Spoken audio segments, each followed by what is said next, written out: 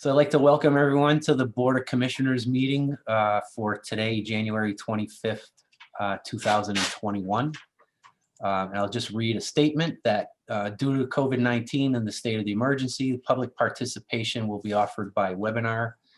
You may join the webinar by going to https://us02web.zoom.us/842-157-80306 or by calling 646-876-9923 and entering webinar ID 842-157-80306.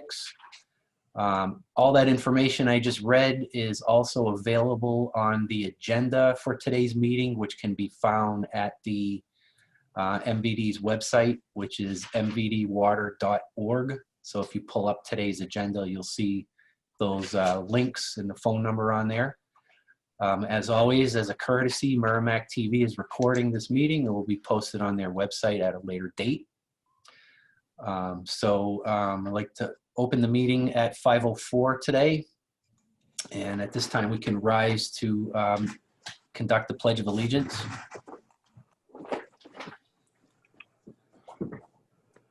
Pledge allegiance to the flag of the United States of America and to the republic which stands one nation under God, indivisible, liberty and justice for all. All right, we'll just do a quick roll call of all commissioners. Myself, Don Provencher, I'm from my home at 6 Wasserman Heights. Wolf? Wolfgang von Schön, 4 Conservation Drive, and I'm alone at my home. Okay, Ken? Ken Harris, 19 Jake's Lane at my house. Great, and John? John Lyons, 25 Windsor Drive. And what's the deal about being alone? Do you have to be alone? I don't think... I was told at one point that this is a requirement to, I would have brought it actually up after the meeting because I think about that every meeting, to make sure that you're not being influenced by somebody holding a gun onto your forehead, well, back maybe with the camera showing your forehead. Basically that you're supposed to show that you're not being influenced in your decisions, you should be stating whether or not you're alone. All right. Well, my daughter's upstairs playing flute, but that's no influence on my decision, so I'm good. That can be influential. I certainly think that's more important for like non-public meetings and things like that. But anyways, that's not what we're having here. So would be an interesting question, yeah. I just wanted to ask because I'll have people come through the kitchen next door or something like that. But it seems to me like this being a public meeting, that shouldn't be a problem. yeah, that's what I was thinking too. Okay. So first on the agenda tonight is a public hearing for the acceptance of the asset management grant from the New Hampshire Department of Environmental Services. And at this point, we can open the public hearing. And I'll just read a statement over here. I declare the public hearing relative to the Merrimack Village District acceptance of grant money from the New Hampshire Department of Environmental Services for asset management planning up to $20,000, open for comments. The notice of this public hearing was advertised in the Nashua Telegraph and appeared in the January 17, 2021 edition. This public hearing notice was also posted on the Merrimack Village District website at www.mvdwater.org and on the town, at the town post office. The purpose of this hearing is to allow comments from the public in relation to the acceptance of the grant funds. Board of Commissioners will not comment during this time. Prior to the public comment period, staff will present and explain the purpose of the grant. During and after the presentation, the public may ask questions, request clarifications, and/or offer comments for the board's consideration. When all comments have been received, I will close the public hearing. The board will reconvene the regular Board of Commissioners meeting to consider action on the acceptance of the grant funds. Are there any questions about the procedure? And I think at this point, I think we can have the staff just do a quick introduction on this as indicated. All right. Just a quick, this is a matching grant. The MVD will use the funds to update our current asset management inventory to include our new treatment facility and to look at all of our water assets and estimate the remaining life. Right. Okay, I guess we're not debating on that. So this is just the public comment part. So at this point, are there any questions from the public? And looking on the line here, from what I can tell, I do not think that we have any members of the public in this Zoom meeting that I can see. We do not. All right, so seeing no comments from the public, I guess we can also ask if there's questions from the press. I don't see any press indicated on the Zoom meeting as well. So seeing no further comments, I declare this public hearing closed. The Board of Commissioners will reopen the session of the Merrimack Village District Commissioners meeting upon conclusion of the public hearings for this evening. Does any commissioner have any question or comment on this grant? All right, seeing none, then I guess we can consider the public hearing closed and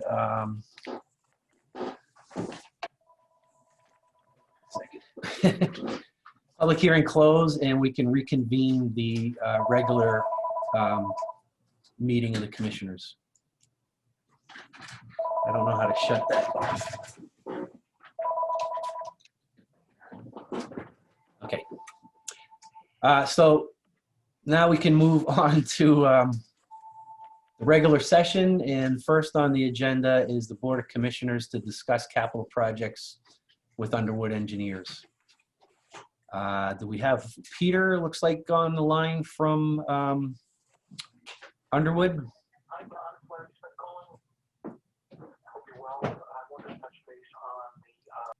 I'm here.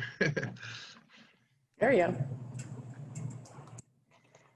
And Keith is coming on too. I just sent him a email. Oh, here he is right there.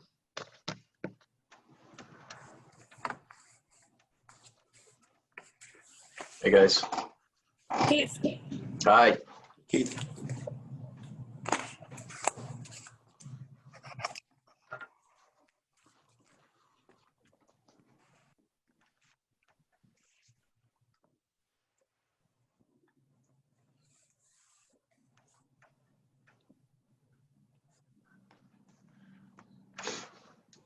Did you guys see the revised agenda with we took some of the things off for updates? Sent that over this morning. Yes. Okay. So do you want us to, are we ready for me? I'm sorry, I'm later. I don't know where we're at, but Right on time. Yep, ready you're to up. go? All right, so we can start with, so the agenda I have is the water audit, water rates, water supply options, and well number 2. Yes. We sent out a packet Thursday, I believe, so folks have that. I think sometimes you like us to call it up on the screen. Would you like me to do that, or do you want to walk through? Just so you know, Keith, everything that you guys sent over, all the attachments, even for the other things, are included in the packet under additional information, even if you're not discussing it tonight, so the board is aware. Okay.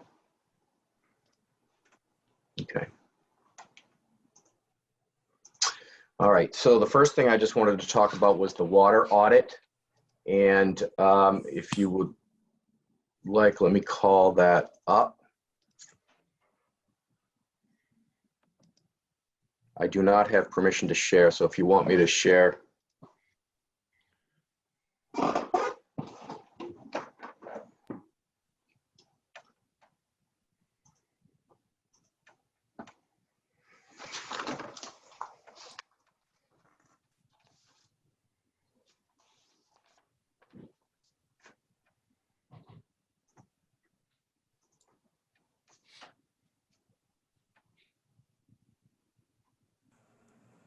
Can you do it now, Keith? No, All right.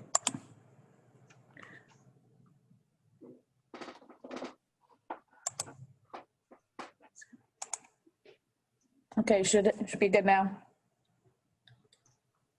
yep, that works. Okay.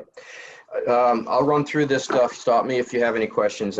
Some of this shouldn't take too long, but what I've got here, hopefully you can see it now, is a consumption and production graph for 2 years, 2017 and 2018. And one of the tasks we were charged with as we were looking at conservation rates, which we were talking about next, was to make sure we were tracking non-revenue water, and particularly this unaccounted for water that we seem to be seeing spiking in the summer. If you recall, the summer spikes were super high, and the annual non-revenue waters in Merrimack were kind of within normal or expected ranges, that is between 10 and 15%.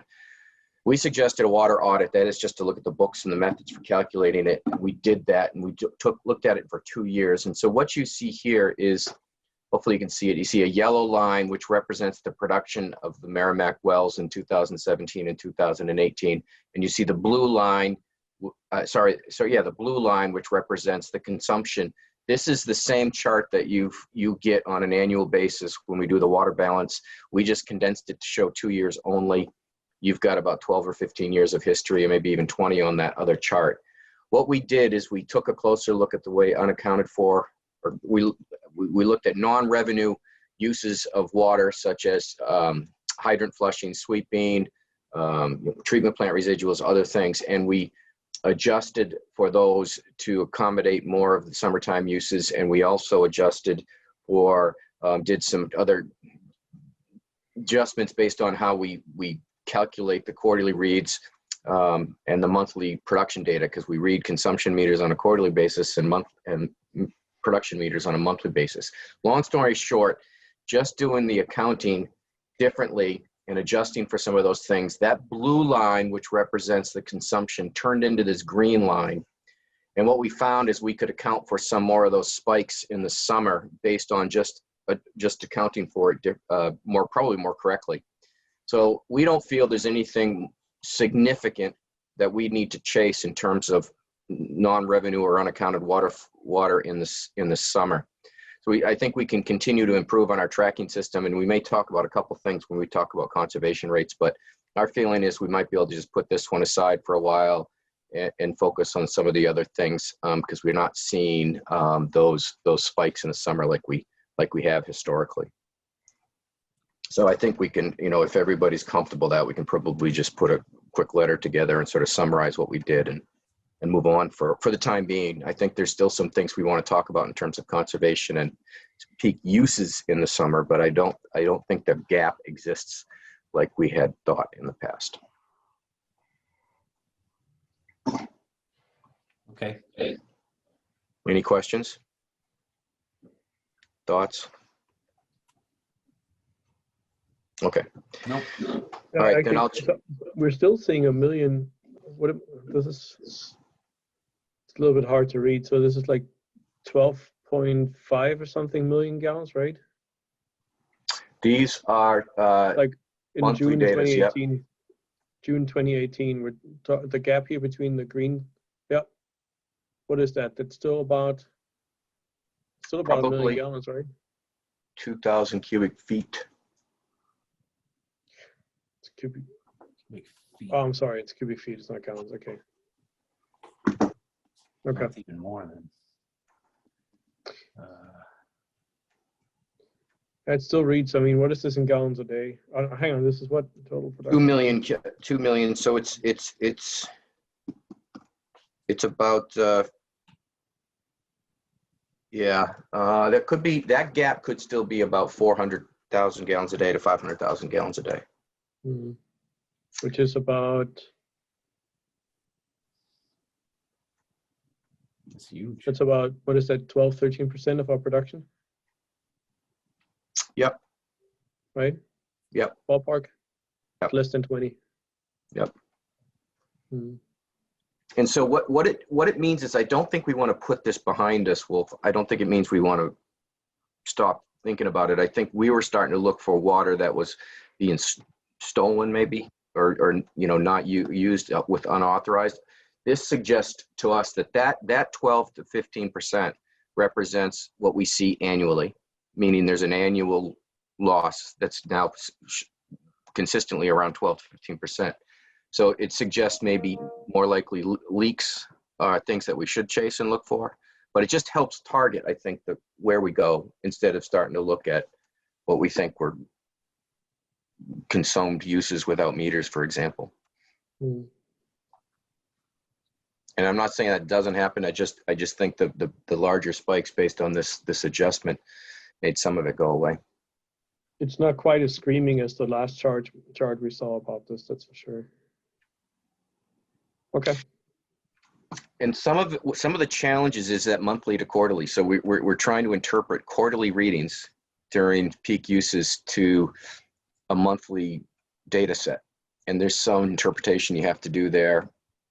And that may not be totally accurate. And that might be why you see a little of the shift. You know, the green looks like it's delayed versus the yellow. And it may be just some of the way those calculations are. But we can investigate this further. We actually still have a little bit of budget in our line for this task. I wanted to bring this to you guys to see if there's other specifics you wanted to look at, or if you just wanted to set it aside for now and look focus on some other things. The big issue was the peak summer months, right? So because we seem to have seen quite a big of a disparity there.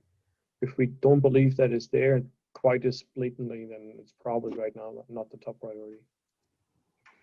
The next time to check this will be when we finish up our annual water balance, and that's not too far away. That's spring, so we can, if you want to put that, Dawn, on the action list, I think it would be the next time to sort of revisit this, so we don't forget about it. That'd be my suggestion. That's a good idea, Amanda. Can you remember to put that on to double check the water audit?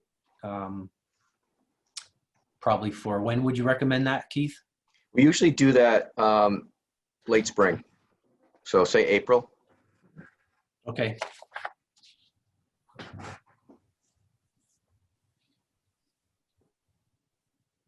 All right. So anybody have any other questions on that? If not, we can probably move on. The next one I wanted to talk about was rates. We did run the model for water rates and looked at various options in terms of a conservation rate structure. We've came up with some rate suggestions that we could look at if you were ready to do that. The short story is I think there's some few things we want to talk about and maybe consider in terms of balancing things that should be going along with it, like checking our ordinances, how this would impact our water bans and our summertime odd evens. Consideration to maybe changing our billing cycles. We talked about whether or not the billing should go to capabilities existed to go to tier rates. It does. We may be wanting to talk. This may be another reason why we want to go to monthly billings. We also find that often when you do these kind of tiered structures, you'd want to align it with the sewer billing. Sewer billing isn't yours. Sewer billing is not your responsibility, but most times when these tiered structures are done, they are done in conjunction with the sewer's rate structures. So that may be something we want to think about. But the short answer is there was two goals as we understand it for the conservation rates. And I can show some graphics in a second, but I just wanted to give you a little bit of an explanation. There was two goals that we were talking about. One was to see if we could incentivize people to change their habits by increasing rate impacts such that they would change their habits by making it impactful in their bill. The second goal, as I understand it, is to make sure we're capturing the revenue for outside sales. If we have to purchase water outside because of peak usage, it tends to cost more. And so both of those, that would generate additional revenue to cover those things such as Penachuk purchasing, which last year I think was about $80,000. And then if we were able to incentivize people enough to drop their water consumption, maybe we could avoid capital cost investments. The short answer is no matter what rate structure and tiers we played around with, we didn't feel like the changes would be that significant. The biggest gap we could get to somebody that was maybe paying something right now based on the current structure without tiers, a high-end residential user that would be falling probably into the irrigation thing might see a 30 to 40% increase in rates during the quarters that they are irrigating. Not, you know, so that might be $100 increase, $150 increase, I think, if I remember right, to the bill over the course of a year. Actually, that was to the average user, about $100 maybe to the, no, it was the high user. Went from 500 to 600. So we're not sure that would actually incentivize people to change their habits enough that we would avoid capital costs. We talked to Exeter and Portsmouth as well, and Exeter and Portsmouth said that they didn't see significant decreases. As they recall, maybe they see 3 to 5% decreases in the consumption, they think, but they really don't have any good documentation on that. And so our thought is that we want to do the conservation rate structure. We just got to make sure that we understand how it impacts various user classes and understand what it is, the goals you want to meet. Because if it's truly just the additional revenue, it may be a lot easier to design a structure that works a little bit more equitably and fairly across the user classes. But if coupled, we want to establish some tiered rate structures that impact the high-end users as well. And we just got to be a little bit careful, because when we do that, we really start targeting the commercial users too. They actually get a pretty big hit if we keep the same rates to all user classes. So we recommended, we're starting with what we called scenario either A or C, which sort of establishes what additional revenue you might need with a 2-tiered rate structure. That would be sort of keeping the low users paying what they've always been paying, and then the higher users would be paying a little bit more when they exceed the tier, maybe 30% more during those quarters. So our thought was to get really, there's a lot here, and to get really into it, we wondered if it would make sense to have a separate work session, Dawn, where we just sit down and maybe walk through it a little bit more detailed. I think it's going to take some time. We can put the model up, we can run different scenarios and look at how things work and talk about some of those other things that probably should be considered as we're working through this. There is a letter in there, but to go through all of that tonight, I think we would spend a lot of time. And our thought was to do it where we could focus and specifically talk about the rates. Yeah, I agree with that. What was that? You guys hear me okay? Yep. Okay. I can. What do the other commissioners believe? That you want to take this up as a separate matter at some point in the future, perhaps? This is Ken. I agree with maybe doing a separate work session. Yeah. I'm on board as well. Makes sense. All right. But we should push it. We should push the subject and see that we can get this in place sooner rather than later. Right. We want to make that another action item to return to at some point in the future, maybe. And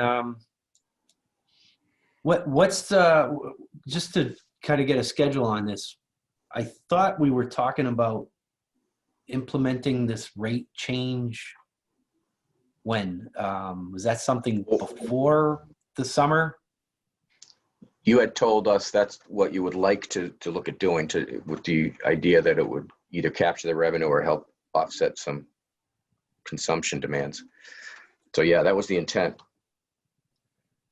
All right, so when do we want to try to revisit this? We're ready to do it anytime. I mean, we've run enough of the model and ran enough scenarios that we can sit down and have a good, productive meeting with you. So anytime next week, it would be the soonest, but anytime next week or thereafter, we're ready. We actually, the way I recall this, we had said we don't want to do the next rate sheet here, a rate increase before the before summer, until we have a better feel how the surplus looks this year. We know it's getting thinner from the added cost from Turkey Hill and so on, but from the booster station and some other past projects, but we still have a surplus. And I think past discussions in this meeting have stated that we didn't want to really decide on a rate increase until we saw a need for it, even though we could project it. Yeah, and I think, just to clarify, you had said that, Wolf, you didn't want to raise the rates until we sort of got to our last capital expenditure. Everything was, all the books were in, because you think you had enough. I didn't want to imply that. I thought you though wanted to implement the tiered structure, even if it wasn't a rate increase. You know, we weren't. Correct. Okay. Yeah. Correct. All right. Okay, I wasn't sure if we're talking about rate increase or the tiered structure. I Tiered probably structured, said. I think. Yeah. Go ahead. I probably said rate increase, but I'm really referring to the structure change right now. So. Okay. All right, so we want to, why don't we, somebody send out a doodle poll maybe, Jill, if you can do that, for what time frame would you guys be thinking about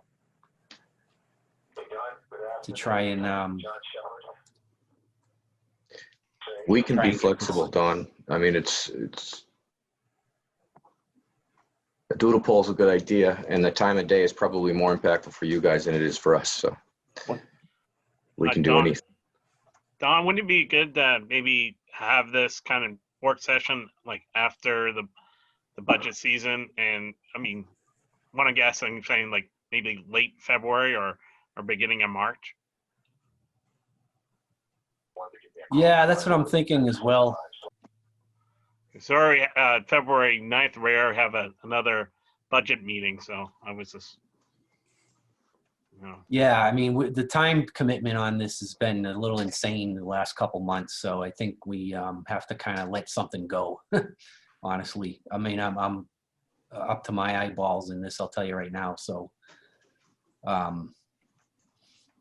But I don't know, if, you know, maybe if this doesn't get even implemented this summer, wouldn't kill me either, but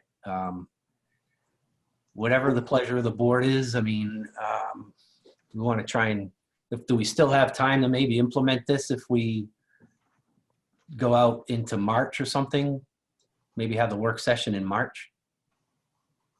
Oh, trying to get a feel for what you guys want to do. Well, we probably need to have hearings to implement that, right? So we need to keep that in mind. And then Right. we have the billing cycles that further maybe possibly cause a delay. So we might need to think about doing this year before summer, independently from a rate increase or not, because if we do a rate increase and this tiered increase, we might have 2 billing cycles, or actually 2 months where we need to recap, you know, the increase that happens deferred over each month's partial billing cycle, if you know what I mean, right? Every time we increase a rate, it has a 3 months impact, because we have a 3 months impact, 3 month long billing cycle. We bill 1/3 of our customers every month, right, in one quarter. So if we do 2 separate increases, that might cause double that effort for staff. Well, that's actually last time we did a rate increase, we did a townwide read in July, and everybody started from scratch. And that's what I'm saying, but it caused a lot of confusion with the ratepayers, and it also caused extra work of having to have that townwide read done. So it may not make sense to have that tiered rate established at a different time than the actual rate increase. Right, so I think we were talking about maybe doing everything in July like we did last year. I think it's pretty common sense. We skipped the rate increase last year, right? Mm-hmm. So I think it's pretty common knowledge we're gonna have to have a rate increase this year. So if we're gonna read all the meters again at the end of June and establish a new basic rate to begin with, maybe we can add this tiered on as well. So it's looking to me, if we look at it that way, we might be able to push this off until probably April. We can talk about it in April, have public hearings in June or May, and then do the townwide reading on at the very end of June 30th. so that we get everybody on the same baseline starting on July 1st going forward. So I think if that makes sense, then we could probably put that off. Let's push this off until April. The work session on the rates. That's my thought, anyways. I don't know if anybody else has any other. I just think we have a full plate in February and March between the public hearings, the regular Board of Commissioner meetings, and we already have another work session, budget work session on the 9th of February. So I think, we got a pretty full plate. So if we put this off until April, I think we still have time to get everything in place by the July 1st if we want to do it. Does that sound like a plan then? That sounds good to me. Agreed. All right. I'm in favor. All right, so if we want to just give ourselves a reminder, maybe action item to revisit the scheduling a work session for sometime in April. We'll do that for the tiered rate discussion, or just rates discussion in general, I think. And all of that would be included. All right. And Keith, we're going to be able to see a projection of what we think a tiered rate would do for the regular rate as well, for the tier 1 rate needs for tier 1 rate increase. Yeah, we ran A, B, C, D, E, 5 different tiered rate scenarios against your current rates. Okay. And using 2019 data, because it's kind of all fixed. So we were able to compare apples to apples by saying current rate in 2019, your revenue stayed the same. We create various tiered rate structures. Here's the impact to all these user classes. That's in there. So we have all that.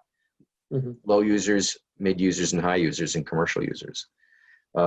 When we start adding revenue needs, then it's a little hard to go back to apples and apples because you're not using the same data set. But to answer your question, Wolf, there's dozens of bill comparisons by user class and consumption that we can use to help make decisions.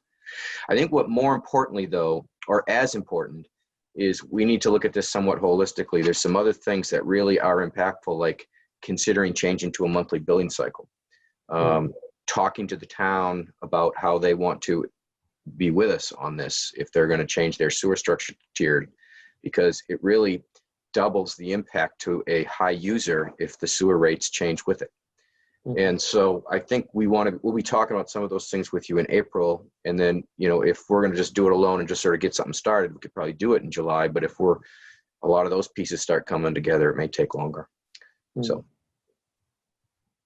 Okay. Yeah, I don't, I was thinking about that. I'm not really sure we want to involve anything on the sewer end of things. I mean, it's like we're separate from the town, so to get the town involved in all that, what's the benefit again?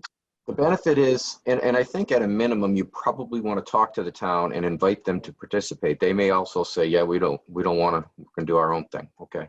But the real benefit is that if you're looking to change habits for people to be a little bit more conservation orientated, if the sewer rates change with the water rates, the impact is twice as much in terms of high-end users, because the tiered rates will impact them on the sewer side and impact them on the water side as well. And so when we talked to Exeter and Portsmouth, they changed them simultaneously. Of course, they're the same department, but it did change the impacts to the high-end users differently and more. Yeah, I'm not sure how the town bills, but I thought it's just a flat rate fee on the tax bill. I don't think they meter anything, unless, at least for the homeowners, as far as I'm aware. It is a flat rate, but they, the commercial they do, I believe. They go off of our water history. Yeah, they do? Okay. Yeah. Yeah, sewer contacts Amy, and then she has to send over a list of whoever they're asking for and their usage. Okay. Well, we won't, Don, we're not going there. We'll talk about it more in April. Yeah. And make some decisions on what to do next. But One thing I did want to say,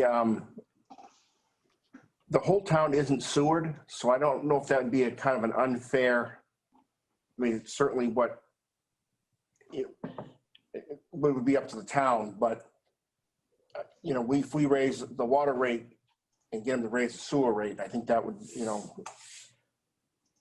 Yeah. it's like a double whammy for some, but not, I guess it It would. doesn't go by the water rate, does it? It goes by the water consumption. I mean, Yeah. we're starting this, it's not the rate, it's the consumption that it's based on, from what I know, if anything. I didn't realize the town was still on, they call it, I think it's ad valorem or something, where they just probably based on the assessed value of the property. I don't know what they do, but there's very, very, very, very few communities that I'm aware of that still do that. I think Hampton's another community that still does that. Everybody else is using meters for their sewer bills as well, using the water meters. So, and I'm not saying they're going to be wanting to do it. I just think it's something you have to think about, talk about, and maybe at least broach the subject with them. The fairest thing even for sewer is to bill on consumption. Well, can we make an action item to end that discussion maybe for now? Can we make an action item that staff reaches out to the town and finds out what billing, methodology they use across the board, and so we can gather that information for our workshop? And Ron, I can participate in that conversation if you'd like. Okay. I will reach out to Sarita. Amanda, All right. want to make that an action item, please? Thank you. Thank you, Ron. All right, let's move on to water supply options. I think that's really one of the main, most important topics that you guys are on here for. And I know Wolf has to leave a little early on this meeting, so I'd like to have as many commissioners here, the presentation on that. So if you want to get into that next, Keith, that's fine Yes. by us. I will share 2 slides and I'll walk through them. Starting with this slide. And Can you Keith, see- I have to say it, even if it derails you, but I want to make sure we remember that you are right now the only host. You cannot leave this meeting before you didn't return the host Okay, role Right, to Jill. I have to say Okay. it because I'm gonna bow out later, so I want to make sure right. we say that. all right. Fair enough. And there's probably a button for that, and I'll help make sure I give it back. I see it. All right. So do you see this slide with the bar chart? Yep. This is not new information. This is essentially what we talked about when we had our work session in December. We had a good meeting with you guys. What this is each of the options that we've considered, whether it's an emergency source, a redundant source, or a new source, we calculated the capital cost in a per 1,000 gallon basis. We also did it for the present worth, which is shown in orange. So a 20-year present worth. So this chart simply just compares the options kind of on a capital cost basis and a present worth cost basis normalized to 1,000 gallons. So what we see is in order of ranking, some of the lower cost options in terms of new sources. If you look at, let's just talk about the new sources for a second in the middle blue boxes. Pennachuck wholesale agreement is one of the lower cost options based on some of the assumptions and understanding of it right now. And Manchester's down there too. Not too far behind are artificial recharge, activate, Mitchell Woods. So we know those aren't too far behind in terms of costs. So it helps us sort of prioritize things and make decisions based on this, based on the costs. If we look at just the redundant sources, we sort of took those out of the calculation because a redundant source like replacement of well number 3 with well number 9 it's not a new source. It's something we really just have to do. It's a relatively low cost option anyway, but we're not comparing those directly to an alternative to a new source. So, and the same with the emergency sources. We consider the Pennachuck current arrangement and the Manchester current arrangement as emergency sources. We've talked about that. You don't have a wholesale arrangement with them. It's not a guaranteed water supply, but they are there on an emergency basis. So they're not very costly to you in terms of capital cost, and so that's why they that's why they show as more cost effective, but they're not new sources. So what I'm going to move on. There's a lot there, but what I wanted to move on, just to keep this somewhat simple, is look at the roadmap. Can you see that? Yep. Okay. Because what we're really suggesting in terms of once we deliver this report to you is on the Pennachuck connection, we're suggesting we advance a cost of service study and make some decisions on whether or not it is truly worthy, as that previous chart showed, that it's a cost-effective option. And right now, just by the way, we're talking about costs in terms of a wholesale arrangement. It's still a surface water supply. It's still an outside source. It's not in your control. So there may be other factors that we want to talk about. But in terms of just the cost, we think it's worth advancing that cost of service study, make some decisions on whether or not we want to advance Pennachuck or consider Pennachuck as a wholesale arrangement or keep it as an emergency. If we keep it as a wholesale arrangement, it may be that we wouldn't rush to advance both Mitchell Woods or artificial recharge, for example, or more importantly, when we go to raise money for those projects, Mitchell Woods and artificial recharge, I'm assuming maybe there'll be a capital bond or at least you'd be taking a lot out of reserves. We would have answered the question once those dollars are starting to look to be expended on those two projects, that it is the right thing to do. So that if we were to go to the voters, for example, with a bond for Mitchell Woods or artificial recharge, we could say, yeah, we looked at Pennachuck. We chose not to because cost, because this, because that. Or we did look at Pennachuck and we're going to do that first. And then we're going to advance Mitchell Woods and artificial recharge as the needs arise. So there's going to be a lot more in the study or the findings in the report when we issue it to you, but that's kind of the gist of it. We're recommending that we maintain these emergency supplies. We look at Pennachuck potentially as a wholesale, and then we time Mitchell Woods artificial recharge right around how the Pennachuck decisions get made. So there's again, that's the kind of the highest level. There's a lot more in there, but we're also recommending replace well number 3, well number 9 makes sense. We have to do that. And that's kind of where we landed. There may be some minor capital improvements in Manchester that we'll be recommending. But in terms of capital expenditures, that's the direction that we're thinking about. So Keith, if you go back to the chart, the bar chart. Okay. I just had some questions to confirm on there. Yep. Let me. Can you see it? Yeah. Yeah. Okay.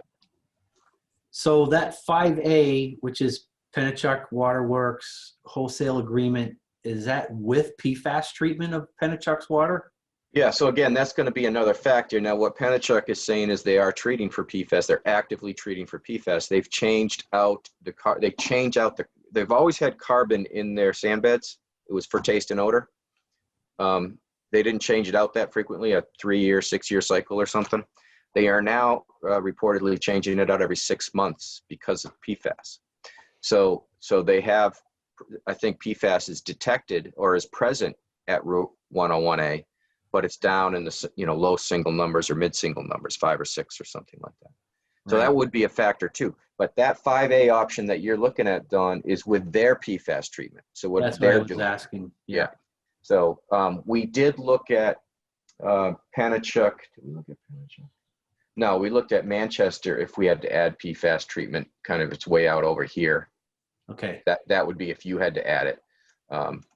This Pennachuck option would certainly go much higher if we had to add PFAS treatment to it.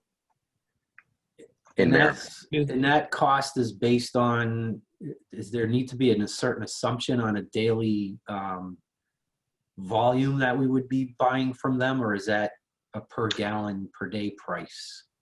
Yeah, we had to make certain assumptions on that. I don't think in this calculation, these were all based on using that water every day, all day. And I think it was 1 million gallons. That was based on 1 million gallons a day. We ran it for Pennachuck.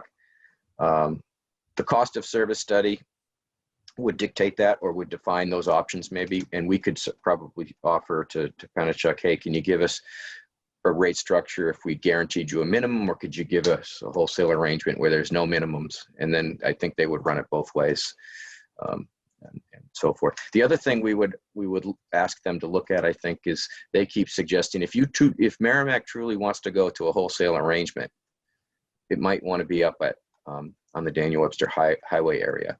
Yeah. Just because it's less expensive for them to deliver water to you there than it is at 101A. Okay. Now But that, do we Go have ahead, an Will. understanding? Do we have an understanding as far as like the guarantees that they would give us on the wholesale agreement? Like how reliable is that supply at that point? It would probably be written into an intermunicipal agreement arrangement. So, the terms and the conditions of how reliable that would be dictated in an agreement. Right now, you really don't have an agreement other than, hey, if we have water, we'll give it to you. Right. So it would be more than what you have. And then you would have to decide if the terms that they offer you are comforting enough for, But the cost factor here could go up if we wanted to put our foot down as far as reliability of that supply, right? You would probably expect that cost factor to not remain where it is. Yeah, I mean, in my experiences with other arrangements like this, though, it's as the wholesale arrangements, they're guaranteeing water for you. I mean, they're I mean, charging. they serve Hudson and Milford and Right. Amherst and Londonderry. This ain't their first rodeo. I'm sure they could, if they say they could do it, they could do it. So, but they're treating down to the MCL, right? I mean, where does that put us with the question of the whole Warren article that we have to treat down to zero? Right. yeah, Non-detect, I should say. yeah, that It's a would, challenge. It would be a challenge. But John, in fact, wasn't there actually some kind of tougher water restriction in place in Milford and Bedford last summer than it was in Nashua? Even though they're all supplied out of Penachuk? You might know more about that than I do, Wolf. I'm not aware of the water restrictions. I don't know that. For some reason, I'm thinking there was a discussion in some of the Facebook forums about that. I know that Nashua had a water restriction for the first time in like a decade or did. something, but I don't know about the other towns. I'm thinking that Milford and Bedford had to start earlier than Nashua did with that restriction. But maybe Ron. I believe you're knows correct, more about Wolf. And that's kind of my point with that wholesale agreement. I'd be worried about being at the mercy and then still running short, right? So it's just something to consider when we have these discussions. yeah. Yeah, definitely. So like what percentage of our total demand would we be using this wholesale agreement for under these scenarios? Yeah, and I probably should have started at the beginning, and I think this came out when we did the work session, but this was based on needing 500,000 gallons a day of additional supply in Merrimack. So we ran through the scenarios and said, each supply option here has the potential to provide up to X. In the case of Penachuk and Manchester, they could probably even provide you more. So in those two cases, we based it on 1 million gallons a day. If we chose to maybe ask them to run the cost of service, so at a minimum, it has to be 500,000 gallons a day is what we're recommending. We could ask them to run the cost of service study on 500,000 and 1 million, and then you could make some choices, or at least have some options presented. Right. So I guess where I'm going with that, though, is it's a relatively small percentage of our overall production. And so the risk that it's not there or it's less than what it was is not an all or nothing kind of situation. Yeah. Diversifying. I mean, you're diversifying here, which is also a good thing. Well, the risk is that it's not there when we need it most, which is in the summertime, which at that point then it's going to hit us like it did here this summer, right? This last summer. So I agree with what you're saying, John. It's not a big part of it, but if it's that part that we put in place to close the gap that we had last year, and it's gone again, then we're back to square one with filling that gap, right? Yeah, I think what I'd love to see it presented as is just kind of the production from each well, maybe a bar chart, Mm-hmm. production from each of our current wells that we're running, and then we're doing well 9, so that's going to be on board at some point. and then the Penachuk idea. And then you kind of, I think you'd get an idea, putting that versus our historical demand as to, how big that risk would be and whether or not it'd be a good idea. And Keith, here this option, well 9 PFAS treatment, it's not really redundant source. Isn't that a replacement source? Yeah, I didn't use the word replacement because you didn't want me to, but because we're trying to keep. Okay, sorry. I do know. listen sometimes, but I hear what you're saying, yeah. yeah. So it's the same thing, but you're right. We're trying to use the word redundant because you want the mechanical backup of well number 3. That's right. Thank you.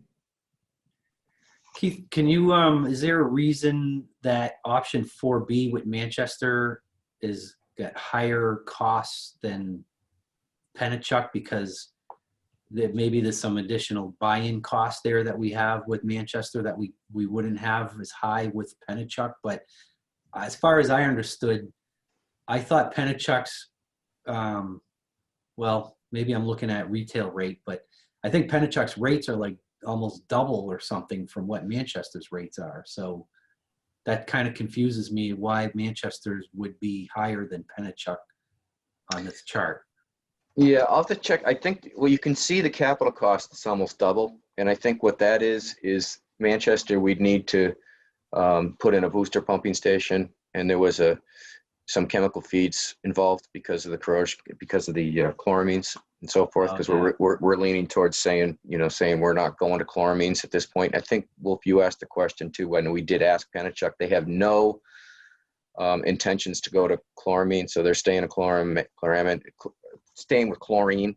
So, and we're suggesting at this point, because of the investment in Merrimack, we're going to stay with chlorine. So there was chemical feed involved with that connection. There's a pump station involved with that connection. And there's a meter vault involved with that connection, where on the Penachuk side, a lot of that infrastructure is new.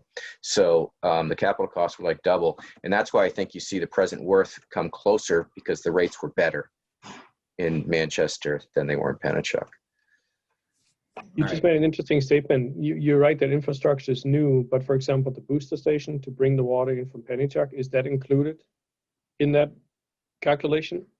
Because it's there, you're right, and it's basically already accounted for in our operating budget, right? But it really should be playing into this year. It's not in the blue bar, so the capital cost associated with the investment already made is not in there. Mm-hmm. Yeah, I wouldn't think you'd want to include investments already made. I mean, I don't know. I think we're looking at investments that we would need to make going forward, but I don't see why we'd want to include prior investments. What's the purpose of that? Keith, did you say that included the move of the pump station to Route 3? No, none of these options consider a Penachuk connection at Route 3 right now. None of these do. I'm suggesting we should ask Penachuk in their cost of service, if we pursue that, to give us that option as well. Maybe we include that then. Does that make sense? It does. Yep. Yeah. The other thing I think would be important is on that option 5A is to just distinguish that the PFAS treatment is Penachuk's treatment and not new PFAS treatment. Okay. Yep. Good point. Because I thought this included our own PFAS treatment of Penachuk's water for that price. I was like, wow, that's on the low side of these bar charts. I was really surprised, but obviously that doesn't include our own treatment for PFAS of Penachuk's water. So, yeah, that's right. I assume 4C would be, PFAS treatment would be our own treatment for option 4C? Yep. Okay. That was, yeah. And I think one of them was to bring Manchester to, so 4C was a new treatment plant. And we just threw like a 4 and 5 cost to that. And then 4D was piping it down to water treatment plant, which which you guys had asked us to look at. I think that was one of John's thoughts. Right. We really consider that as a redundant source because we didn't carry additional capital costs to expand the treatment at 4.5. We could, but just the transmission main alone to get there sort of kind of ruled it out as an option. So we sort of stopped. Yeah. It was confusing me too, that PFAS treatment, parenthesis here, should probably be clarified. Is it existing? Is it future? Is it ours? Is it a third Right. party? Right. Because, for example, here 2B at the very end, I was under the impression that Mitchell Woods did not have any PFAS content. Right. I don't believe it does, but it just was an illustration that if PFAS showed up at the time, we didn't know. Actually, I think the PFAS data was relatively new. The PFAS results were relatively new. So 2B stands for what?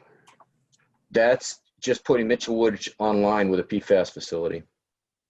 While 2A is putting Mitchell Woods online with no PFAS facility. Right, because the water quality is suitable or at your acceptable levels. Thank you. And you're right about this PFAS treatment. I can see the confusion now. I'll make points about that, but originally it was some of these options didn't have PFAS treatment at all. So we were trying to just differentiate the ones that didn't. But we'll make that point. We'll clarify that it's whether it's Merrimack or not Merrimack, just to make it clear. Right. I can see the question. Yep. So that's what we had on that. You know, the report will be coming shortly. The question is whether you want a draft report probably before we get this cost of service study. I think you should, because then we can just maybe revise it when the cost of service study comes in, or just use it as a benchmark. And then we still owe you the 30% design on both Mitchell Woods and the AR. Okay.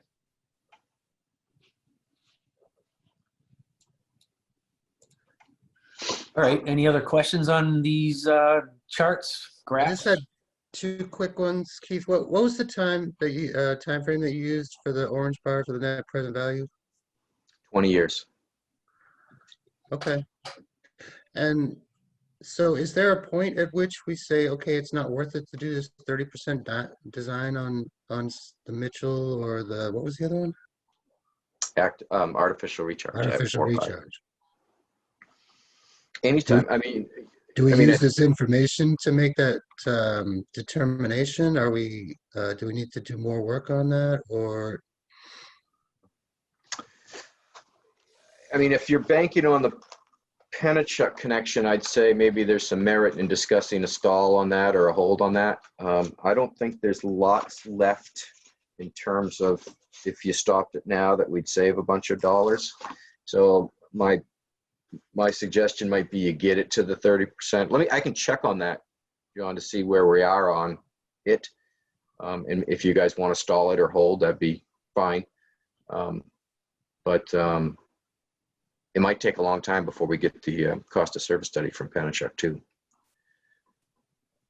And I think your 30% design was going to help pin down the construction cost better, right? Once you have a design, you actually get some construction bids on, or not bids, but a better estimate for. Yeah, we'd have better design drawings to do the opinions of cost. And I think I can tell you what we have.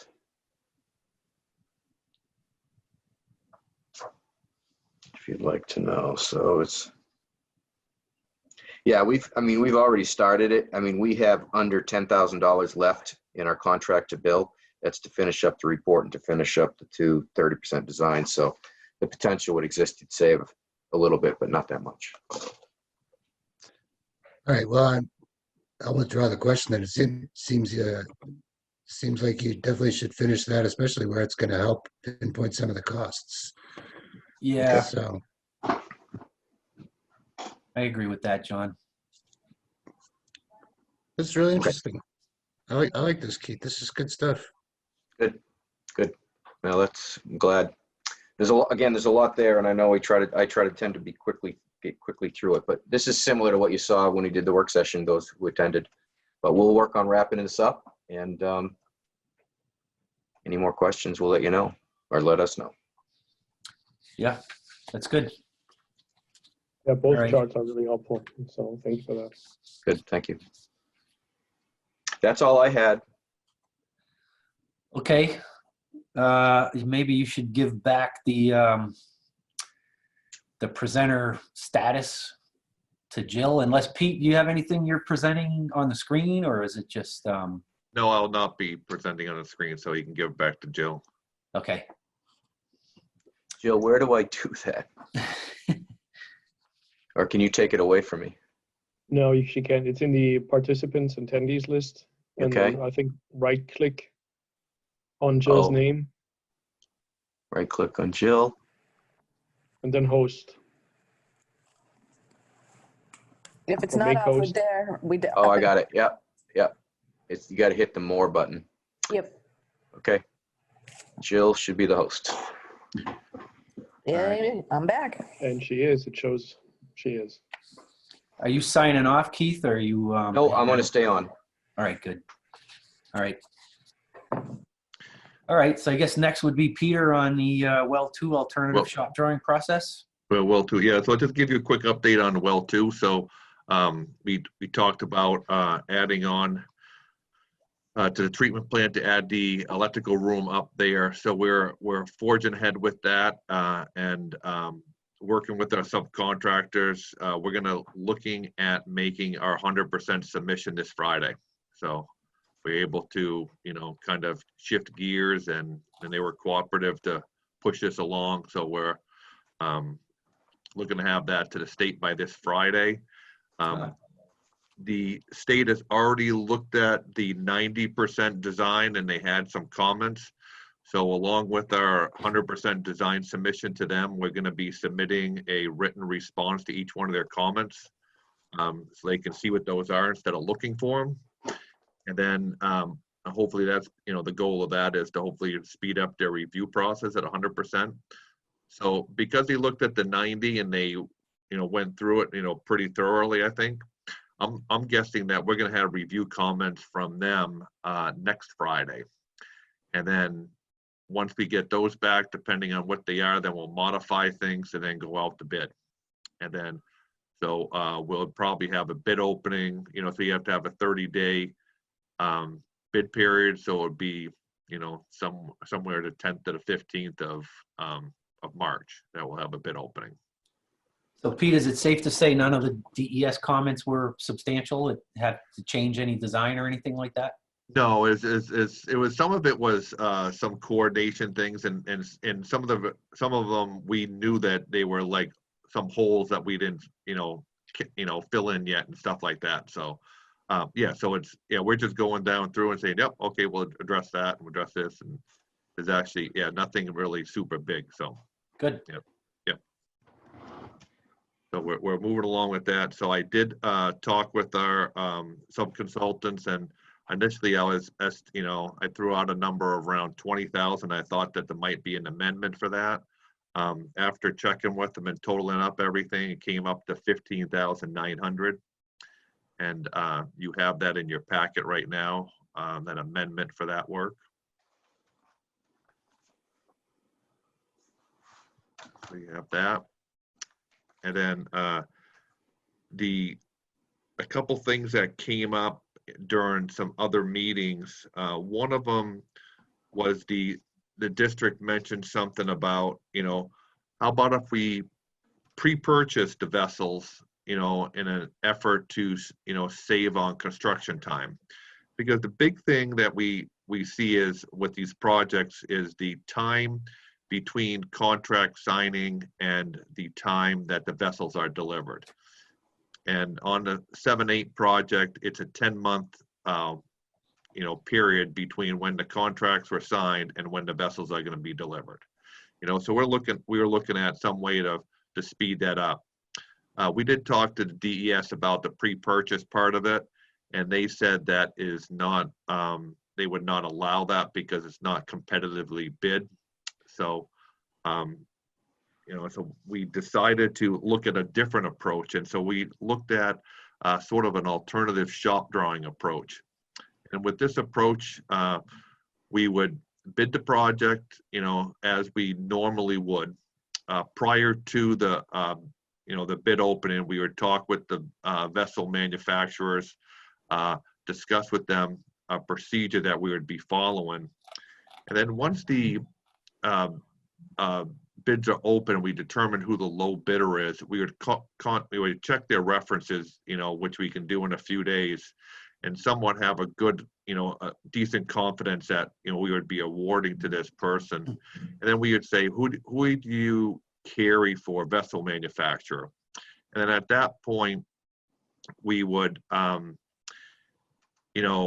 just say it was a Evoqua, then we would, we would have, based on our prior conversations with Evoqua, we would have some agreement that, okay, it's going to cost X number of dollars to do shop drawings.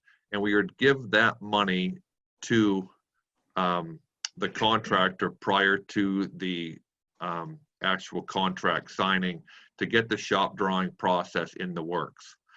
And so the one risk on that is, does, MVD, would potentially lose that money if the project did not get awarded. If it got awarded, then it would be eligible to be, put on as a miscellaneous charge on the disbursement request. And actually, Peter, what we were talking about is we would give we proposed to give that money at the award. So with the award, we would front the cash. So at that point, there's a very, very low risk that we wouldn't be signing a contract, because I think we would do it at the awards step. Yeah. So we did talk to DES about this, and they said that is an acceptable, alternative method. So it gains us a little bit of time. It doesn't gain you 2 months, but it gains you some portion of speeding up. And So I'll just add too that there was a lot of discussion. Peter prompted a lot of discussion in our office about the best way to approach this. Should we push hard on liquidated damages, or put a little bit more emphasis or weight into it, or should we look at incentives, or just pre-purchase, or even separately buying the carbon? And I think there was very little that was seen out there in our experience, the engineers that we have in our office, on having this done. So I felt maybe even more so a little uncomfortable trying to push something that we haven't had a lot of experience with, even at the state level or in our firm. And the fact that a lot of what we've been doing here with 7 and 8 and 4, 5, other than schedule issues, they've been very successful in terms of quality and the point of responsibility. And so I get a little concerned if we want to change some of that up when we've actually had some successes there. So the suggestion that Peter just laid out does go towards advancing the shop drawing and the vessel purchases sooner, without transferring any risk to either the district or Underwood. So it allows us to sort of move that quicker without changing the responsibility of the bid. State's good with it. It's all eligible, and the fact that you'd be fronting a little bit money, you're just fronting some money. It's just an early payment. It's part of their bid, so it's not like it's additional money. So the only slight risk is if we award a project but don't sign a contract, and I don't think that's not a risk that's too high, I think. So that's kind of where we felt we should land on this. Yeah, because discussions also developed a little bit about, do we, and Keith mentioned it a little bit about, sort of different approach to the project, and possibly bidding the vessels empty and buying carbon, and that looking at that, possibly doing some incentive for a contractor to get things done by a certain time. And as I was talking to Keith about those, he was, as he mentioned there, he's, we've went through a process with with the other 2 projects, and they all worked, and changing it at this game might, this stage might not be a good idea. So I'm not sure if I heard you now. So on Friday, when you and Ron and I had our little work session on the side, we had said we're going to propose to the board implementing a reward system that incentivizes a supplier to get the vessels installed in the building. What was it, November, I think, right? We said Yeah, we're shooting for November 30th, yes. Right, November 30th. And you're now proposing to not do that? Some of that's coming from me, Wolf, a little bit. Peter did bring that back, and we talked about it, and we can continue to. I do have concerns a little bit, or I'm a little bit cautious in terms of what we're going to actually gain. I wonder sometimes, because I think these contractors actually are incentivized to have this thing closed up for winter anyway. I mean, they have no incentive to not want to have this stuff sort of be sealed up before winter occurs.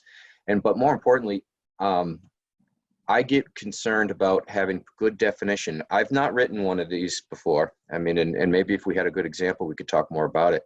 But by setting up something that really we haven't done before, nor has anybody in my office seen it, in the municipal world, right? I know in the private world, I think it's done more. But if there is an example, we could look at it. But I worry that finger pointing will start occurring if a shop drawing process, if they start submitting shop drawings that just aren't to par, and we have to go through more shop drawing reviews than we expected or so forth. And it can start putting pressure either on you as a district or on Underwood as we have to make decisions on schedule versus quality, for example. If we're starting to get into the position that we have a shop drawing and we have to get it out tomorrow because that's what the contract said in order to make sure that we're meeting a scheduled date on their end, it starts changing the dynamics in terms of our ability to maybe put more emphasis on quality and so forth. So I get a little cautious. That's where it's coming from. Peter did say this is what you guys wanted to do. I was trying to back it up. So it came from me. Yeah, I mean, that's kind of a little bit the whole point, not to diminish quality, but the whole point is to get a little bit fire under the project, right? The whole point is to not be reactive and be at the mercy of everybody doing what is right to make the schedule happen. The idea was to have incentives in place. I understand your concerns about penalties, and I don't agree with that. I don't share them. Again, I'm working in the private sector, and I see them every day.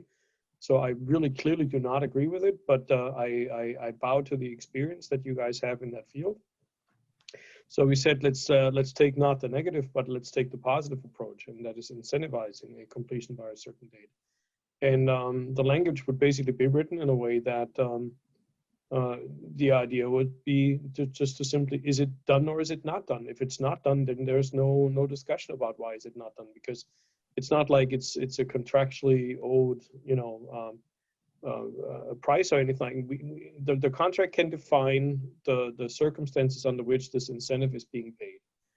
And the circumstances are no other than, is it in place or not?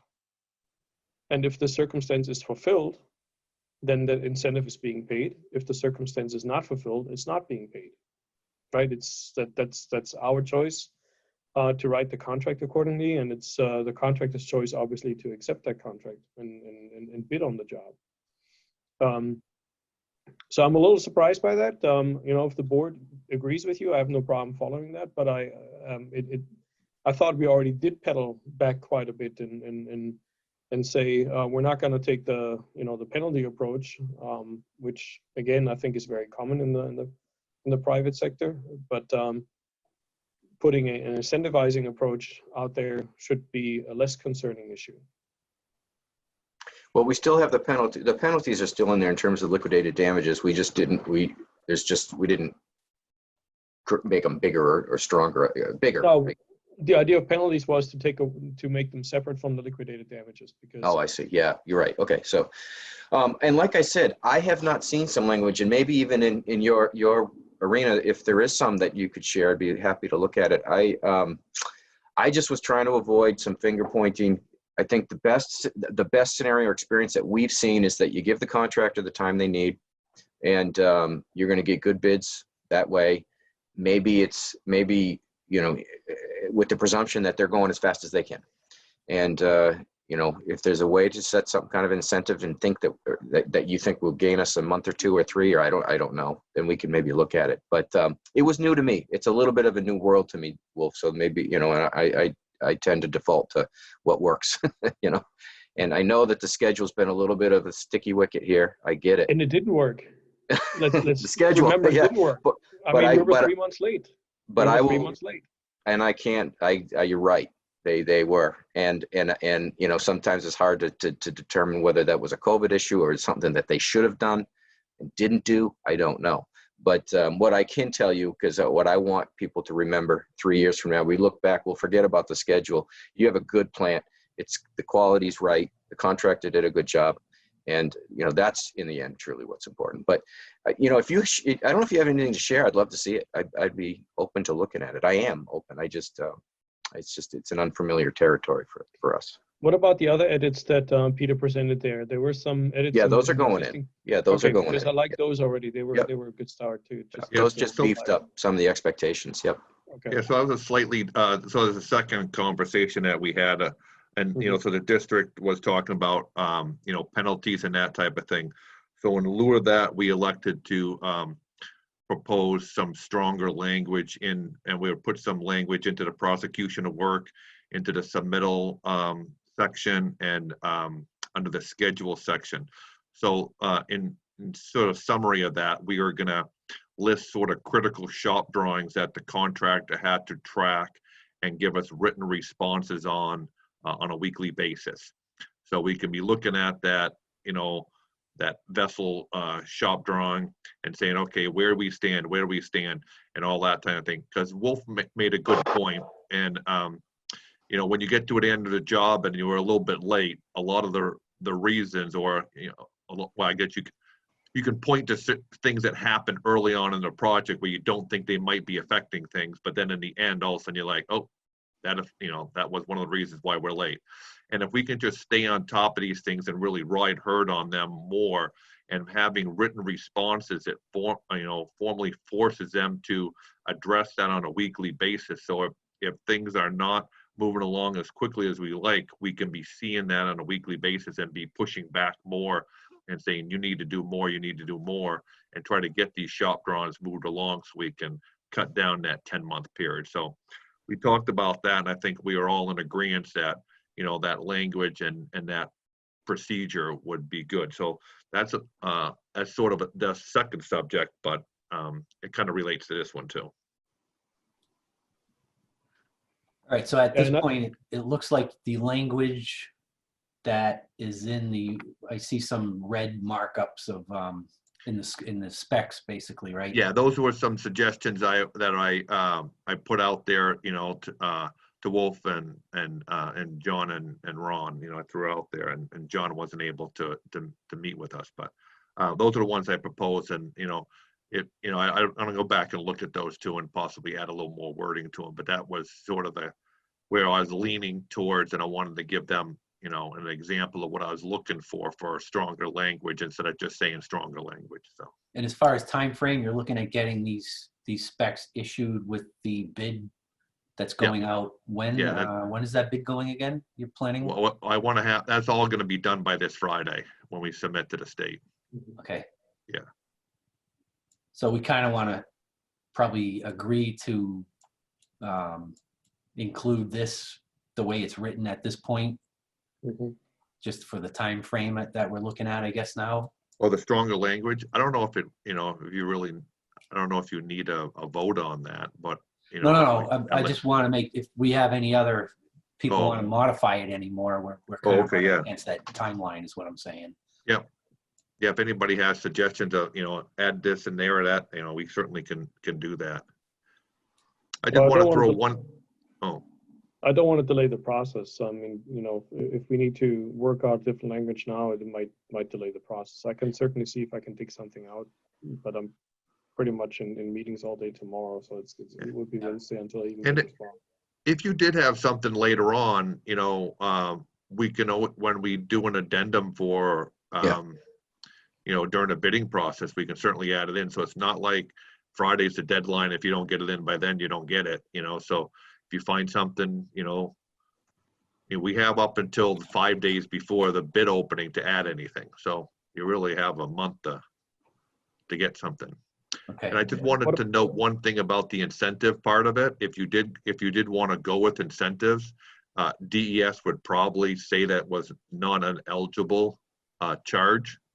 So, you know, that would just be coming out of, you know, your reserve account. But so you can certainly do that. I just want to just point that.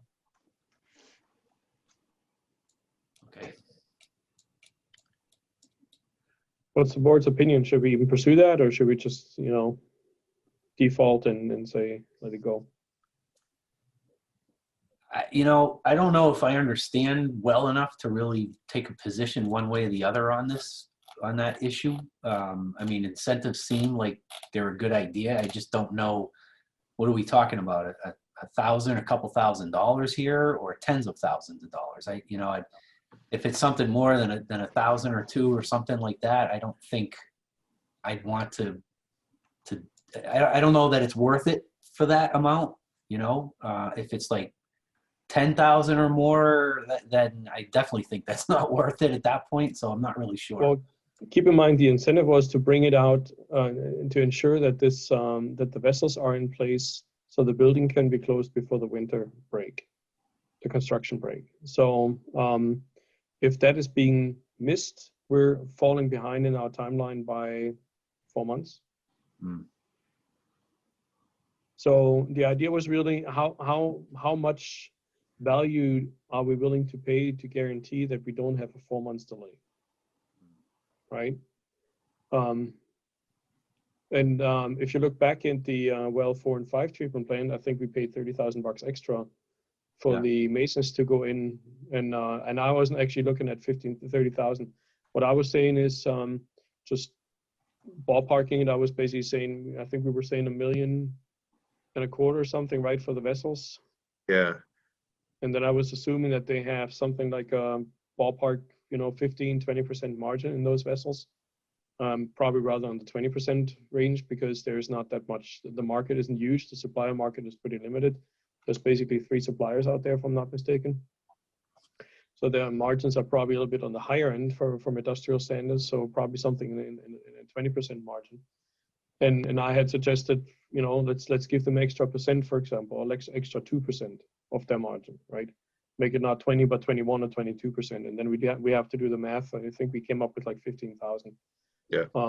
As a ballpark. And I would have to I did those numbers in my head during the meeting, so we would have to think about that maybe a little bit harder. But that was a proposal that I just pulled out of my sleeve here on Friday. Again, the idea is to ensure that we don't have a 4 months delay if we break the timeline, if we don't make the timeline, to have the building enclosed and weathertight before the winter starts. So all the other contractors can finish the work in the interior of the building. I'd probably be willing to accept that amount of money, I think, as an incentive. Because I do think it's important to have something move along, keep the schedule moving along. Don't they not get paid if they don't get finished? I mean, Keith was saying that they're incented, like if they don't get it wrapped up and they can't keep working, they got a 4 month delay in putting people to work and getting paid. So that's going to be worth more than a couple percent. Maybe the timing of the payment is what might incentivize them rather than the amount of the payment. And to add to that, you know, we're writing the spec a little bit stronger than 4 or 5 was written, in terms of you got to keep going. There's going to be no winter shutdown. Time's ticking. So time's ticking. They got to pay for the winter conditions, the tenting, the covers, the things that they don't want to pay for. So that's what I meant. In addition to the, you know, they're not earning money if they're sitting idle. They also may cost them more money to maintain a site that's open to winter conditions. So they have incentives to finish this, to get ready in November. They do. All right, so that's already, some of that's already in there then, huh? Yeah. Okay. So, but again, I am not, I'd love to see something. And as Peter pointed out, we do have a little bit more time. I agreed that, you know, I didn't know you ran some numbers like that, Wolf, but I was thinking in the $20,000 range, that before you'd even get a contractor's attention on a $6 million project. But I would love to see some things, and we can talk about it again. But well, we know the $30,000 got their attention last time, right? So we're not that far off. Yeah. When we say anything 15 to 30,000. Yeah, but in the 5,000 or less, I don't think is not worth talking. Yeah. No. All right. No, it has to be 5 figures. Well, I guess we can send this off as an addendum if we ever choose to do it in the future anyway, like Peter was saying, right? So we don't have to have a decision made tonight on this. No. No, I mean, I think at this point, we'll presume it's not going to happen, but let's keep it open on the table. We have a few weeks to sort it out. Okay. And I definitely like the language that you guys put in as far as staying on target in the beginning of the project. Is again, most of the delays that I've seen in projects that I've been part of are caused in the beginning of the project when people are ramping up their work, right? And they don't realize that what they do today has an impact 8-9 months down the road. So, yeah. Which is maybe another comment. I think we need to be maybe in the future trying to put our 90 or 100% completion drawings into the winter months and not into January, February, March, because I think we're missing out a little bit the first 2 months of the building period, right? Construction building period. If we had our bid package ready to go in December, we could award our contracts in February, and then once the ground thaws, we're ready to go. I think at 4 and 5, we're a little bit earlier now with 2 and 3, but 4 and 5 and 7 and 8, I think we were rather than like the April, May timeframe when we actually broke ground. I actually awarded the bids, and I think we lost a little bit of time there. Yeah, the 7 and 8 one, we lost it because we ended up delaying. We opened them. I think we opened them in May, but then we didn't sign anything to July because we were going through the negotiations of the warranty because of Oakwood did not like the warranty. So that got pushed off, and then 4 and 5 got pushed off a little bit too.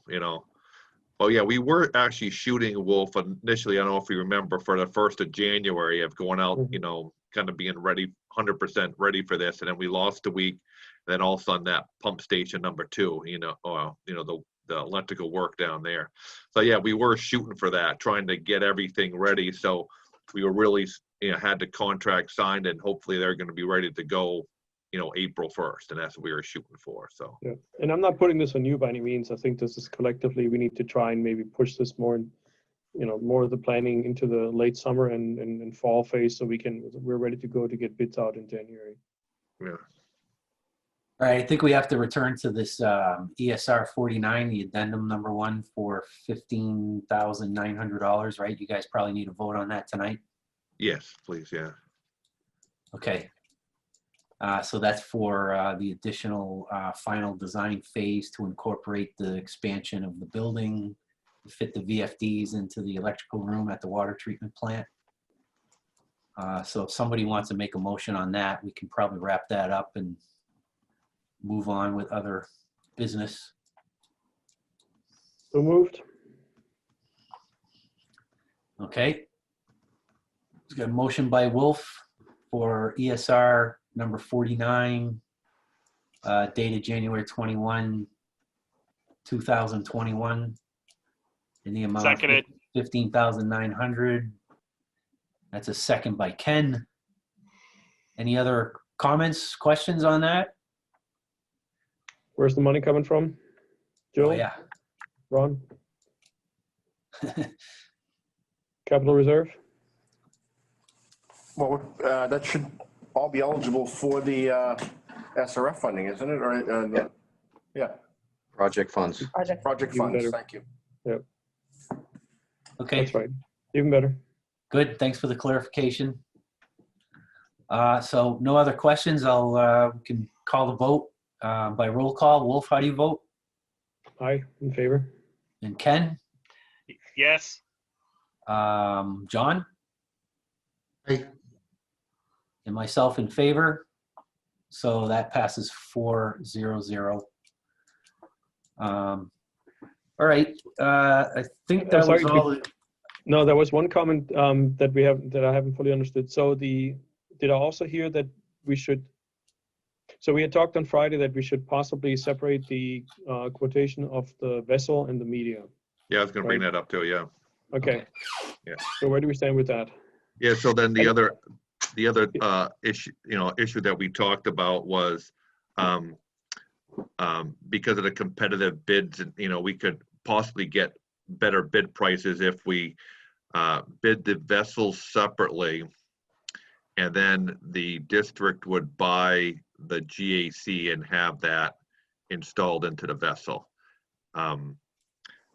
So so right now, the way we have it bid is it's an open bid that any vessel manufacturer can do it, but then we want a Evoqua carbon in there. So if a second, say Calgon decided they wanted to bid on the project, they would have to call Evoqua to get their, carbon, and then Evoqua would charge them a price that was so high that they would, not be competitive. So in some way, it's an open bid, but in some ways it's a closed bid, because of that carbon. And then, so the conversations kind of developed on that, and, would it be good to open it up to any vessel manufacturer that had the qualifications for it, but the district would be responsible for purchasing the GAC and having that delivered to the site. So it does add some, so that would be something I'd want to do before we go out to bid, because I think there would be a lot of sections in the specifications where we would want to note that, and that just gets time consuming, and with an addendum process for that.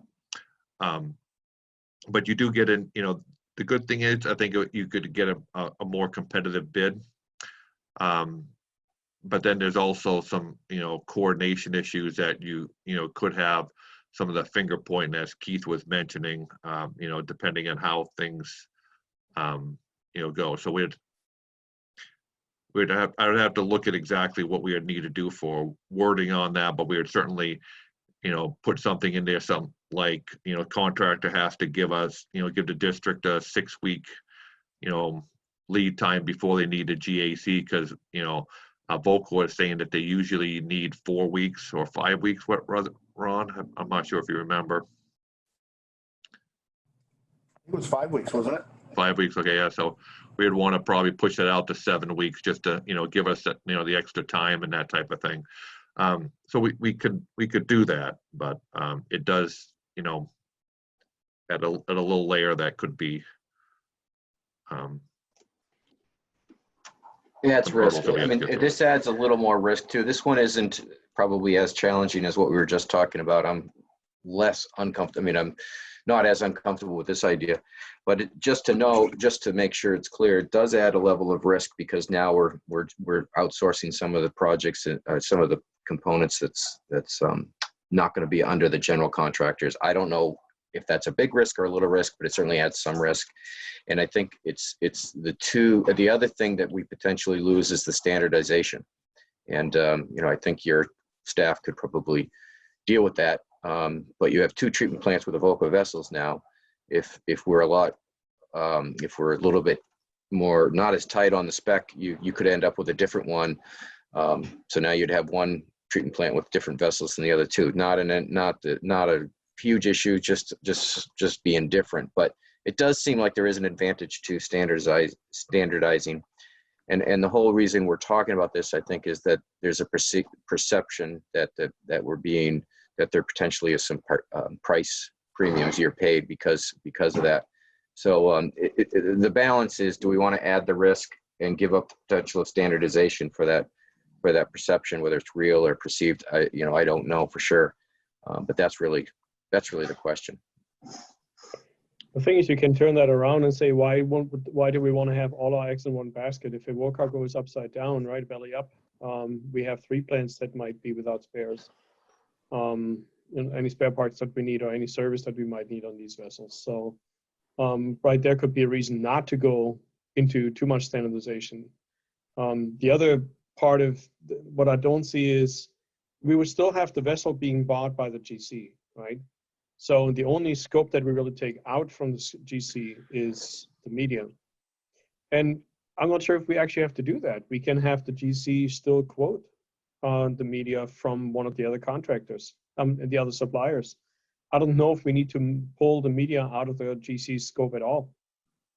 We're just asking that it's separate quoting line items, that different suppliers are being given an opportunity to quote. The only thing is, with the media, it's only going to be one supplier, because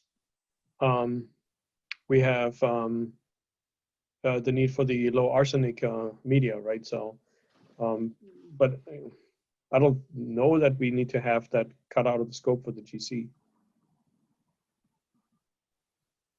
I think One of I think- the main motivations of that was that I heard a lot of complaints from the team that Evoca was not a very cooperative supplier. You know, the response times were pretty much what they pleased, not what we needed. There was not a whole lot of flexibility on their end, finding of the needs that you might have or that Ron might have. And that's partially probably because they know that they're the only player in the room here, right? So the competition keeps people on their toes. So why not put a little bit of competition out there?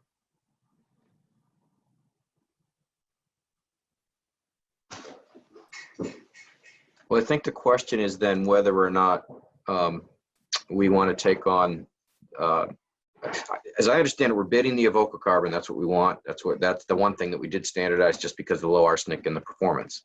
It's the vessels that has the flexibility. So the choice here is, I'm not quite sure how we could get that flexibility back into the bid if we kept the carbon with the contractor. Right. Because we're telling them they have to provide Evoca carbon, which out in the real world means the vessel's going to be Evoca's because the other. But I'm sorry to interrupt, but we're really not telling them at all. We're giving them a specification of the arsenic content. Yeah. Right. And who's to say that there's not another vendor out there that we don't even know of today? Well, no, we're saying it a little stronger than that, Wolf. We piloted 3 carbons and we're picked the one that we wanted to use round 1. I mean, we did consciously make that choice based on the performance and the pilot work we did. So we're saying it's Evoca F400 AR or whatever it was. So it's one carbon out there. And we did dictate that in the specification. Yeah, so really, right now, our specifications are really written exactly how Wolf is mentioning. The only thing is we do not have a separate bid item for the carbon because right now our bid is still open. It's listing all the manufacturers can do it, but we believe, if we stay with exactly what we have, you're going to get Evoca just because Evoca is going to bid or charge a premium to any other competitor for the carbon. And then that's going to probably force them to be too high, So if you wanted to do something different, I would think that you would almost need to purchase it, Well, Wolf just gave, and maybe what you just said gave an idea too. What if we asked for the price for the carbon separately because we reserve the right to change the media? I mean, that certainly would, all you've done is ask for the price. That's all you've done. And then maybe that would be enough of a trigger to have the bidders sort of be a little bit more, straight up on whether we intend to change the carbon or we don't change the carbon. We want to know what it costs. Hey, Ron, the standardization or lack of thereof is what comments do you have from an operational and maintenance standpoint? Ideally, we have Evoca and the other water treatment facilities. I'd prefer that, but I don't think it's a deal breaker. And really, it's just that it's more of the pipe design, the pipe rack that hooks. It's a vessel's a vessel. Dump goes on the top, it's out the bottom. So it just holds the media. Ideally, I'd like them the same, but only because the pipe layout could be a little bit different from a Calgon to Evoca. I'm more worried about spare parts, really. Like any of the valves and whatnot and flanges and so on. Are those commercially available parts or are they proprietary to? We could go to Evoca for them, but I almost want to say that we could probably go any place and get valves as well. Yeah, they're on both of the systems that you got. They're Bray valves, and you can go out and purchase Bray valves. So there's nothing proprietary with them. And unlike your green sand, where you have a control panel that's proprietary to the Mhm. manufacturer. This does not have that, you know. Okay. So really the only thing that we're getting a feedback from them on differential pressure. And then if the rupture disc blows, those are the only signals that we're actually getting from, you know, the vessel system. You know, we obviously have, you know, pressure indicator transmitters before and after it and all that, but that's just on regular piping. So we would have that no matter who we had. Mhm. So there's not a lot of proprietary things that are with it. I think the biggest difference on the vessels like a Calgon and TIG is the underdrain system at the bottom of the tanks. So where a Calgon system sort of has a floor in the bottom of the tank and everything just kind of drips through the floor, then you have a single underdrain pipe in the bottom that takes it out. Evoqua has a series of 6 on the 12-foot diameter vessels and 8 on the 15-inch diameter vessels, you know, pipes going into it, and you have media going down right down into the cone of the vessel. So by with that, the Evoqua tanks can be slightly shorter than a Calgon tank. So I believe the Calgon tanks are almost 3 feet taller than an Evoqua tank.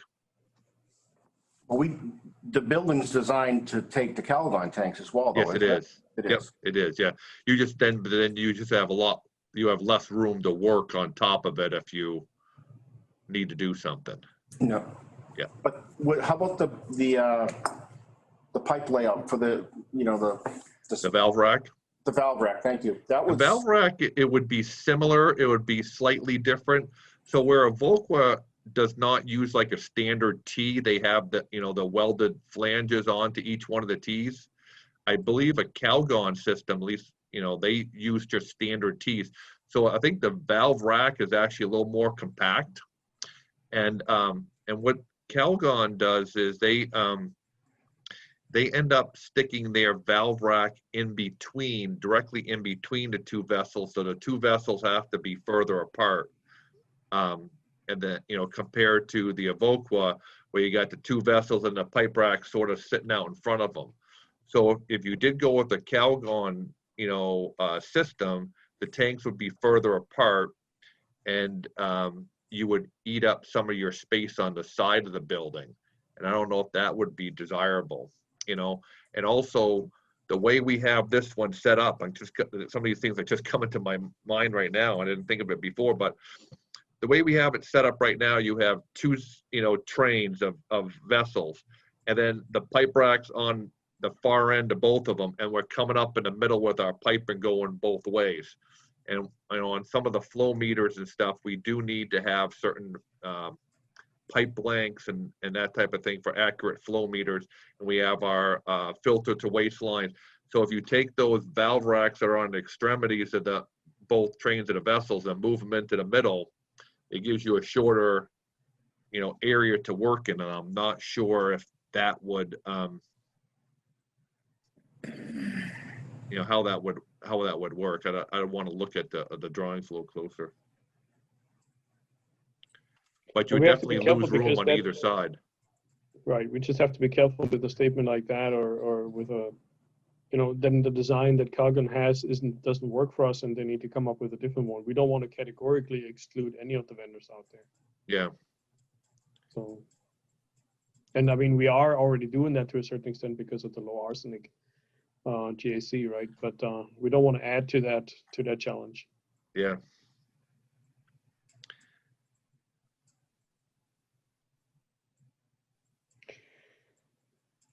So I'm gonna have to drop off here after I threw oil in the fire here in the pitch deck conversation.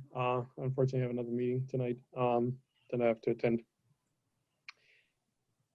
So I don't know if we want to have a quick discussion if we want to go down that road, or do we just call it off and say Evoqua it is and let's move on?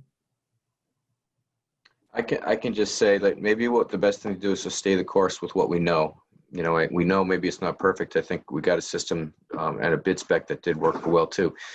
But given that we're still going to keep the door open for an incentive system or something, I think we can, just like this, keep this open a little bit, stay the schedule, get the bid out. And if we need to and come up with something that we're all comfortable with in terms of adding it to the addendum, we can do that. It just gives us about a 3-week window to sort it out. Heath, did you Bid say would have to something? be- Did you say the bid something would have about adding the cost of the media in the bid request? We Yeah, could that do was that. some- We could split it up into a separate bid item and have the media as a separate bid item. That's very easy to do. We should probably at least do that, I would think, then, if we can. Okay. All right. Does that work for you, Wolf? Sure does. All right. All right, I think, so we're probably good on that then, I guess, right? Yes. Great. All right, if you have to head out, Wolf, thanks for your time, and we'll catch up at some other time. Thanks, Wolf. Thanks, everyone. All right, let Yeah, the thank record you. show it's 6:49, and Wolf is signing off. All right. And we went to 6:50. Yeah, and I know we took off well 7 and 8 as a topic. Do we want to talk about their schedule because they're a little behind and stuff? Do we? Do you have any decisions you need from us, or just an update type of thing? Well, so they're, we were at the last December meeting. I told you that we had a rough schedule from the contractor, but he wouldn't know a firm date until the shop drawing process got completed and actual production order got placed for the vessels. So that has happened since the December meeting, and they are coming back with saying that the vessels are going to be delivered on, I forget what it is, June 2nd or 3rd, right around the 1st of June. So then to complete that, to get everything online, he's looking at a November completion. And part of the, problem with that is, as talking with them, doing the work inside the building with the vessels there is very difficult. So right now, so if you went along, you have an open building right now, and you just have walls. They really can't do any work on the interior of that because it's not watertight. So once the vessels come, he would blow up the vessels in there, and then put the roof on water, get it watertight, and then have to do the interior work. The problem with the 7-8 project compared to the 4-5 project and the 2 project is the vessels are in the basement of a building, and you cannot get a scissor lift in there. So the well 4 and 5 is, slightly below grade, but it was, it was only 21 inches. So they ended up taking their low and picking up the scissor lift and sticking it through the double door and plopping it down in there, and they were able to work around that. On the well 2 building, where they have 2 garage doors, they're going to be able to drive a scissor lift in there and do the work. On the 7-8, he's going to have to build, custom staging around that whole area to work on the walls, to do painting and to do the ceiling work and all that.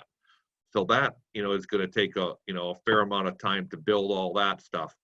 So one of the things we were talking to him about was, the major item is getting water treated. And as we mentioned, there's not a lot of electrical components that go along with these vessels.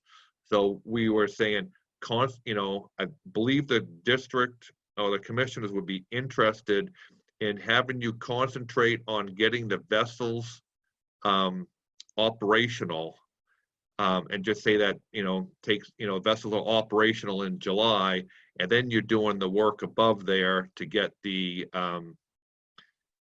doing the painting, doing the ceiling and all that kind of stuff, compared to leaving the vessels empty, doing all the painting and ceiling work and all that kind of stuff, and then going online later. So we were going to have, talk to him about shuffling that around.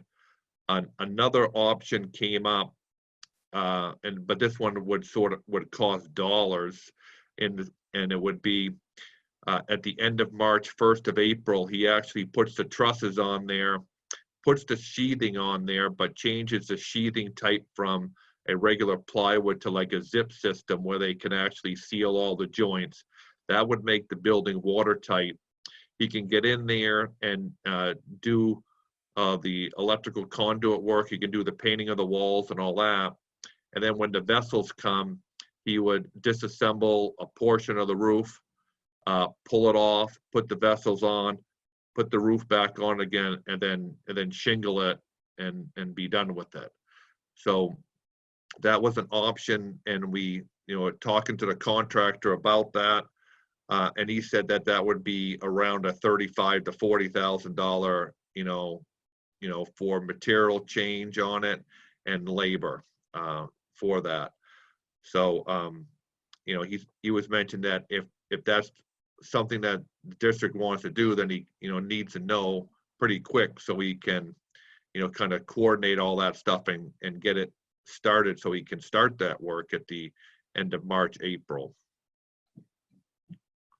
So we have the first option, which is really not a cost option, and it will get you, the water around July. The second option would probably still get you water around July, but it's going to have your plant also finished around July, August.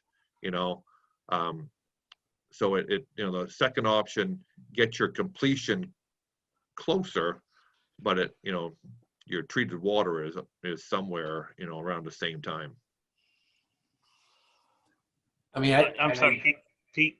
Oh, I'm sorry. Go ahead, Ken. Go Pete, ahead. it's the second option. It costs, it's the extra 30,000, correct? Yeah, 35 to 40, he was estimating, yes. Okay. So, Yeah. so option one is the same thing though. We would be able to have treated water by July and August, you're saying? Yeah. Yeah. But then construction would carry out into the fall, early fall. I guess that doesn't bother me necessarily if the construction has to go longer. I think it's in my opinion, it's more important to have the water treated sooner. And I know maybe from an operational standpoint, you probably want to have the construction done. But I don't think it's worth the extra money, in my opinion. Yeah. I just think we've got to start, saving money when we can. And yeah. I probably wouldn't be in favor of doing the second option. Okay. I mean, especially where, in July, August, we'll have treated water. And I think that's the most important thing.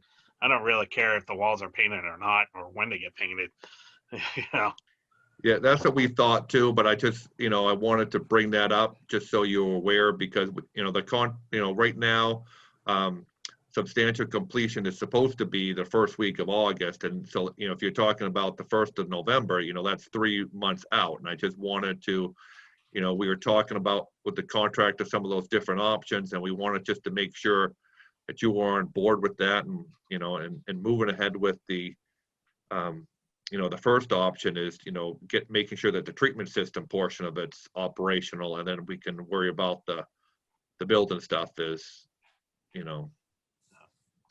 Yeah. We thought it was a good idea, but we also want to just make sure that you agree with it. Yeah, I think we're good. Okay. John or Ron, any suggestions either way?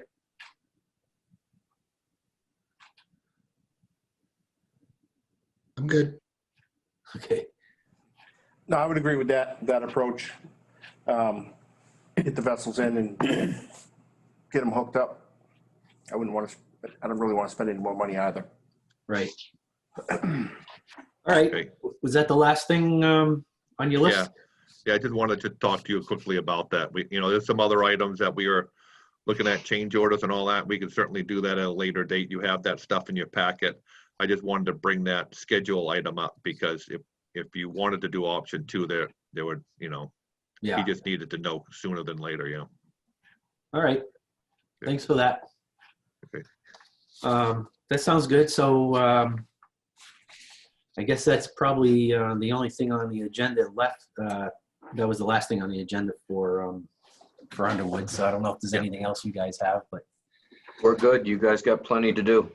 Yeah, we can move on a more administrative side of things. So I appreciate that.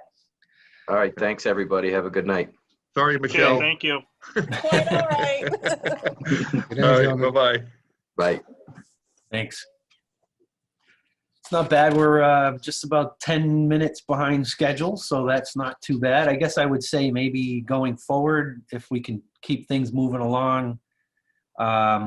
I don't know if you have a lot to discuss, Michelle, as far as the revenues and expenditures report, or maybe we can just ask questions if anybody has flagged any questions on the reports.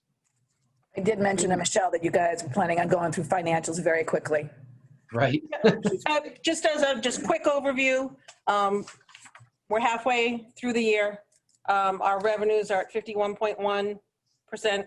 Last year, we were at 55.3, so we're a little under where we were prior year. Expenses are a couple of points above, just a matter of timing. And also, we're now fully staffed, where last year we had a lot of fluctuations and changes, but expenses are at 43.4 versus 41.5 for last year.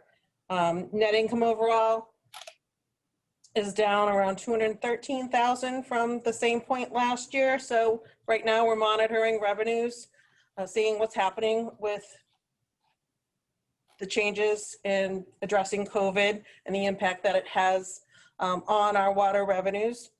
Also, we're identifying expenses that may have some timing flexibility that can wait a little bit later in the year, let us get a few more months of actual, see how things play out, or even push off into FY22 if needed. So we're just going to keep on top of that from here on out. So if anyone has any specific questions, either now or if you want to shoot them to me directly in an email, I'm happy to research and get back to folks or to respond.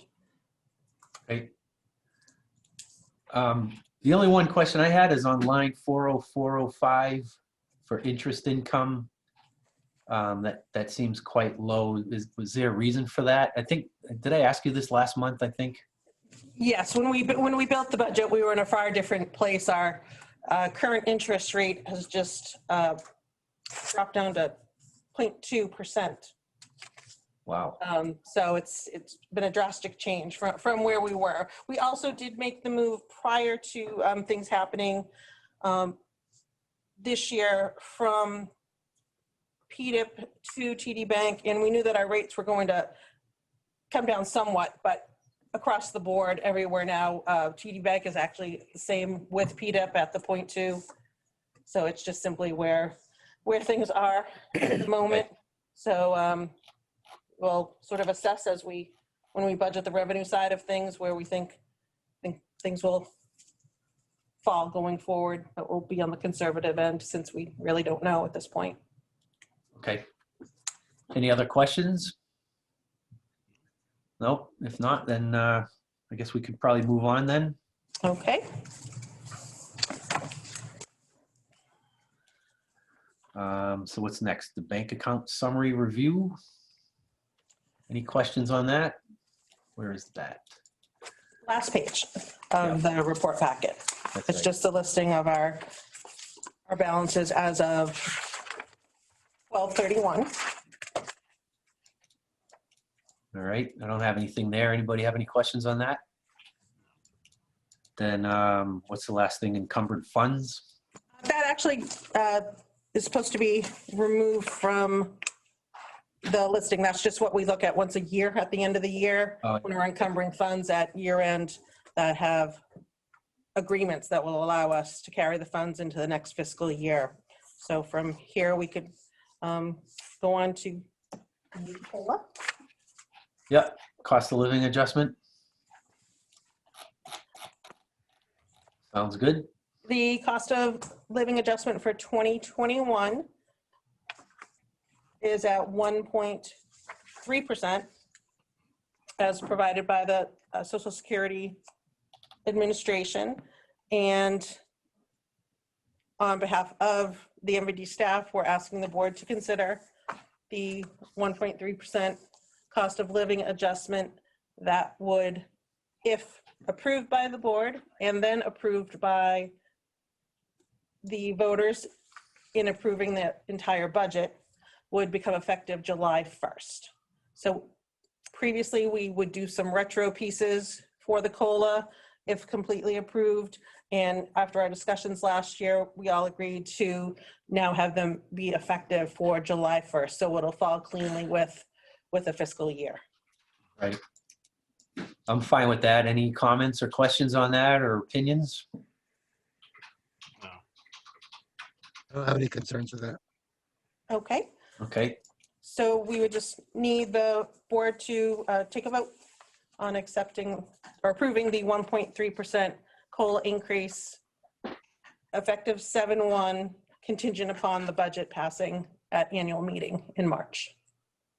okay. Does anybody want to move that motion? So moved. Seconded. Okay, sounds good. Any other questions, discussions? Nope. All right, seeing none, we'll do a roll call. Start with John. How do you vote? Aye. Ken? Aye.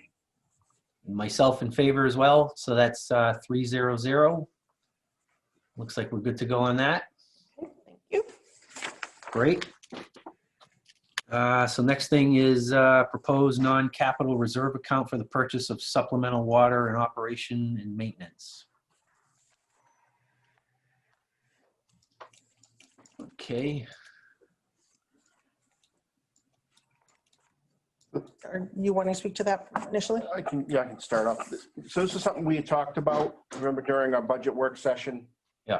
So, and I'm trying to recall in the work session, I think we just said it for Water purchase. basically water purchase, but we ran it through legal. They thought that it should have a little broader, so it's not just for water, basically for anything, operations like water treatment facility, as well as if we need the water purchase. So that's where that's coming. That extra language is there.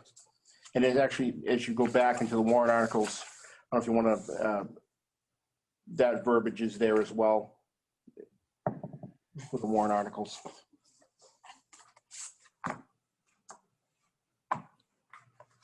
what are you talking about, warrant articles? I don't know what you, I don't know. What you're referring to. There's a draft warrant articles in there as well.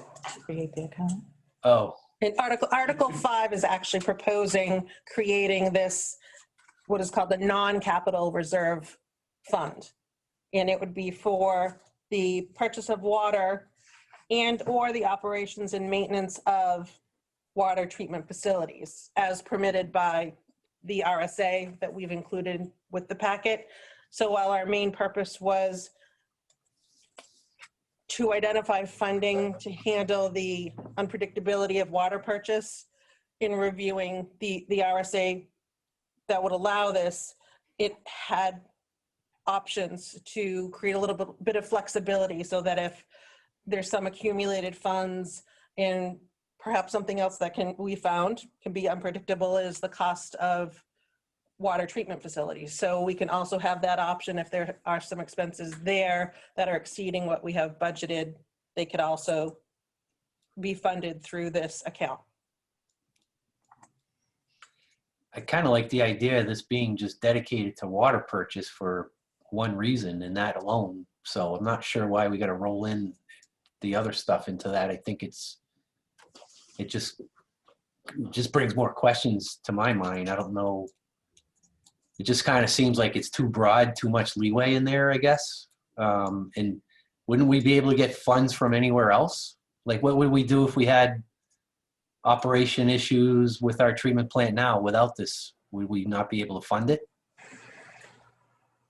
We're a bottom line budget, so we can take from other areas of the budget, but we have to be careful depending on where we are in the year because we are going to have continuing expenses through year end. So depending when something were to occur operationally and to what extent, it may involve having to have a special meeting to request that we would be able to utilize our accumulated surplus for operational expenses. that's the fund balance that I refer to in accumulated surplus. They fall into the same area. But generally, the capital reserve accounts, they aren't to be used for regular operating expenses. So that's why this one is different, and allows for various maintenance and operations, or even other types of equipment. It has several different options. But in speaking with legal, they felt that we want to identify that we are talking about water purchase distinctly, but also just having some flexibility for some other expenses if we were to accumulate certain sums of money that we were then finding we didn't need to purchase water, that we would have some other expenses that, if need be, could be funded through this account. Now, accounts, whether the non-capital or capital reserves, if we ever found that we did have an extensive amount in there, things can be repurposed. But there's just a process in that. So in establishing it, we just try to strike a balance of being specific, but having some flexibility in there also. All right. Would Article 4 for that, every year we always propose this Article 4 for the $20,000 to meet the cost of unanticipated expenses. Is that something that wouldn't cover the operation and operational cost part of Article 5? Well, with the nature of waterworks, expenses can exceed $20,000. $20,000, yeah. Very, very rapidly. That's just a vehicle, the contingency fund, that we've always just put out there just in case. We've actually never used it. But Right. It is just something that gives us a small cushion. More so that is to identify just something very specific. We had a lot of issues with the pump stations or something. Having the non-capital reserve, that would just allow us to accumulate a certain degree of extra funds. As I said, our focus would be water. We would always be building our operational budgets as we do, factoring in the unknown that is part of our budget process. But this would also allow us to have another option. Okay. Who was the legal consult on this? Was it Drummond Woodson or Bernstein Scher? This was Bernstein Scher. Yep. Okay.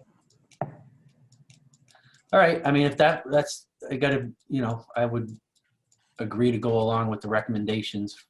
So I guess I'm okay with that. I don't know if anybody else has any questions on that or anything else on that. But And we did discuss it at length with them, reviewed the RSA, and they also reviewed the final language of the warrant. okay. Seems All right. So reasonable to me. what do you need? Oh, good. What do you need? Do you need a vote on this at all, or what? Or is this can just be? We were just noting that this is a new capital reserve account Yeah. that is part of the warrant article, which we'll also just see later on, but we just Right. wanted just to have an extra or a separate commentary on it since it was a new proposal. Okay. Anybody have any other questions on this item of non-capital reserve account for the purchase supplemental water and operations and maintenance? No, looks good. I guess we can move on then. So I think the next thing is the investment policy. The investment policy has no changes. So it stands, its last revision was February 24th, 2020, where we did give ourselves the option to both invest with the New Hampshire Public Deposit Investment Pool, but also other entities that are allowed under the investment RSAs. So nothing's changing here? No, nothing's changing there. So from the revision we did February 24th, 2020, that was accepted again effective last July 1st, and we're just simply asking for the annual review to be effective as of this July. So this is something that needs to be voted on basically Annual. annually, right? Yeah, okay. All right, so it looks, I guess we're probably, if anybody has any questions, you can present them now, or otherwise, I guess we can entertain a motion to accept the investment policy, what is it? Revised MVD investment policy 04-04-B as outlined above, as stated by RSA 41:29, Roman numeral 4 and 5 for fiscal year ending June 30, 2022. Do I hear a motion for that? So And moved. this would be for fiscal year ending June 30th, 2021, with an effective date of July 1st, 2021. Okay, Is that correct, Joe? I will second it. all right, motion by Ken, second by John. You guys okay with all that? Everything good? Yep. All right, Okay. so I'll do a roll call. Ken, how do you vote? Yes. John? Yes, for me. And myself as well, so 3-0-0 in favor. Great. All right, we can move on to review the draft budget updated from January 20th, 2021 work session and the capital improvement plan. This doesn't if we do this tonight, does this preclude us from having to do the additional work session on February 9th? No, we're still having the work session on the 9th. Session on the 9th.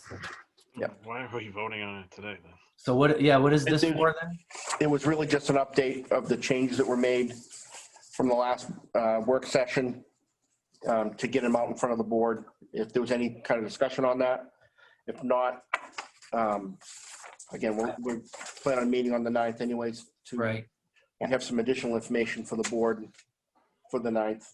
Is there anything that you would need us to direct you in doing anything more for February 9th? Or I'm thinking if this is just kind of updating and getting us the same information we're going to see on the 9th, maybe we'll just review this all on the 9th at that next meeting. But And I actually sent an email this afternoon. It was at 4 o'clock, so I don't know if anyone's seen it come across, but I just did outline all of the GL updates that we did for the last Right. meeting, and noting a couple of other action points that we're working on for the meeting on the 9th.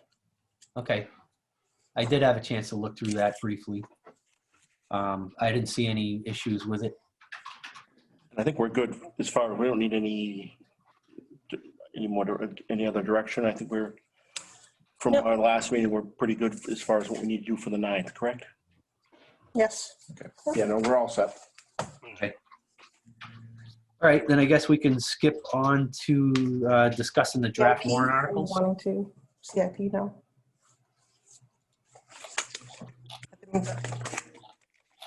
Do you have any questions on the CIP as well? Or we can discuss that as well on the We'll discuss it on the 9th. 9th? Okay, Yeah, okay. Yeah, I prefer to defer it to the 9th. okay. Okay, so, So the draft warrant articles is, again, the only really new one there is the Article 5. Yep. The non-capital reserve account. Other than that, it's what you typically see each year. We also wanted to point out too, I'm not sure if you're aware, but the treasurer position is going to be vacant. Oh, that's good, yeah. oh yeah, so Kathy's not, No, she's not rerunning, so we'll be looking for somebody.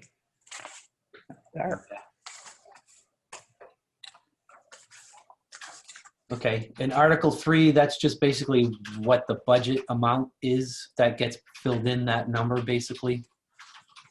Yes, so that is not the current, Right, so that not the can, current figure. that's gonna change, right? Yes. Okay. Article 4, that's the standard recurring article every year, right? Correct. John and Ken, if you have any questions, just go ahead and chime in, or anybody for So that I had a matter. question on the treasurer position. This is the first time being aware that it exists. So this is not a board position then? Right. And you need like a local accountant or somebody to volunteer to do this? No, It's actually, an elected right. Go position. ahead. It's an elected position. So it has a term of 3 years. We've had discussion on this before, that there really is no qualification requirement, right? Am I correct in saying that, technically? Technically correct. We are, for folks who are interested, we are going to provide an outline of the expected duties. They are part of an RSA, but just a little bit more specific for how it plays out in our operations. It's just so Right. people will be aware. Why is it not a board position? Like what? Maybe I'd have to look at the responsibilities or something, but that seems strange that you have a treasurer that's not on the board, that's a volunteer with no qualifications required. What authority does this person have? Independent. They actually, they are the keeper of the funds of the district. So they are the signer on the account, and they are not to issue payment until approved. The board's responsibility is in approving what should be paid and passing on the manifest that lists out the detailed payments to be issued. So once that's received by the treasurer, they can issue that payment, and then they also do review of the monthly reconciliations and keep track of all cash and investments on hand. So at RSA 41:29 outlines the treasurer responsibilities and duties. So John, just for your benefit, there was talk about making this a, like an appointed position instead of a elected position. It definitely should be. When did we, talk Somebody, about that person needs to have some checks and balances too. I mean, you're telling me that they are charged with doing these things. Who's their supervisor? You know, like who's watching over this thing? Well, Is that Michelle? the concept was that if there was concern, if there was somebody appointed by MVD, that it wouldn't be an independent person, I guess. So the thought was maybe it's better off to keep it as more of a checks and balance from someone who's not like part of the establishment, I guess. Is So that it's more of a checks and balances on our internal operations. So it's an elected individual who comes in and oversees and checks on, as I said, payments, any cash that cash is being deposited properly in a timely fashion, that checks are being issued through an appropriate process, and that there's normal routine reconciliations being done each month. So I get the approvals from the board, and then I go to the treasurer with those approvals to issue the check. So presently we do them with an electronic signature for the most part, especially this year. But you know, we do have those various steps that we have to have all those approvals in place, you know, before something is issued. And also with the payroll processing, because that's processed weekly and handled through automatic payment with the payroll processing company. They're part of that weekly approval process that you then see at the end of the month in the payroll manifest packet that you then review and sign off on. okay? And I So think this RSA applies to us because of the way that we're structured legally. Yes, all towns and various municipal entities have treasurers, either elected or appointed. There's been a mix back and forth over the last maybe 5 years or so of some moving to appointed for the reason that you're saying, to ensure there are qualifications, but then there is the inclination that having it be an independent elected individual has its reasons, and there's just different schools of thought. There's certainly pros and cons for both. You know, if you appoint someone, you can appoint someone that you know has this experience and the understanding, whereas if someone's elected, it could be anybody that could be elected. So there's definitely pros and cons. Yes. But I think that was a debate that was for a previous meeting. I'm not sure where you were on that one, but that wasn't that long ago that we talked about that, was it? And I believe it was prior to the annual meeting this year. Oh, was it? Yes. Yeah. Was that long? Wow. Yes. Time flies when you're having fun, I guess. Huh? All right. Sorry, John. I thought that was something that you were already on the commission for, but apparently not. Yeah, I love these meetings. I get a new surprise every week, a month, whatever it is. Okay. I don't know at this point if we want to bring that whole theory of discussion back to an agenda item for a future meeting. If this is, you know, I think it's probably too late at this point, but it sounds like maybe, Michelle, we might want to talk about this, but again, that's going to be for another 3 years. So, you know, we're not going to be able to change the whole discussion about an appointed position until another 3-year term is expired, right? Right. Timing wise, I think if we could draft another warrant article to move that direction, maybe we could, knowing that Kathy is not going to run again, maybe she'd be willing to stay on until Until the board were able to appoint. yeah, Well, she will be Yeah. on until the meeting, so she is on. right. But She then we is- could find somebody who could take a month or whatever, but she might be willing to stay on until the board does find somebody to appoint. Yeah. Is this a normal salary position or is this $100 a month position? Oh, it's more than 100. It's two. It's $2,500 a year. How much? 2,500? $2,500 a year. So they make more than double what we make.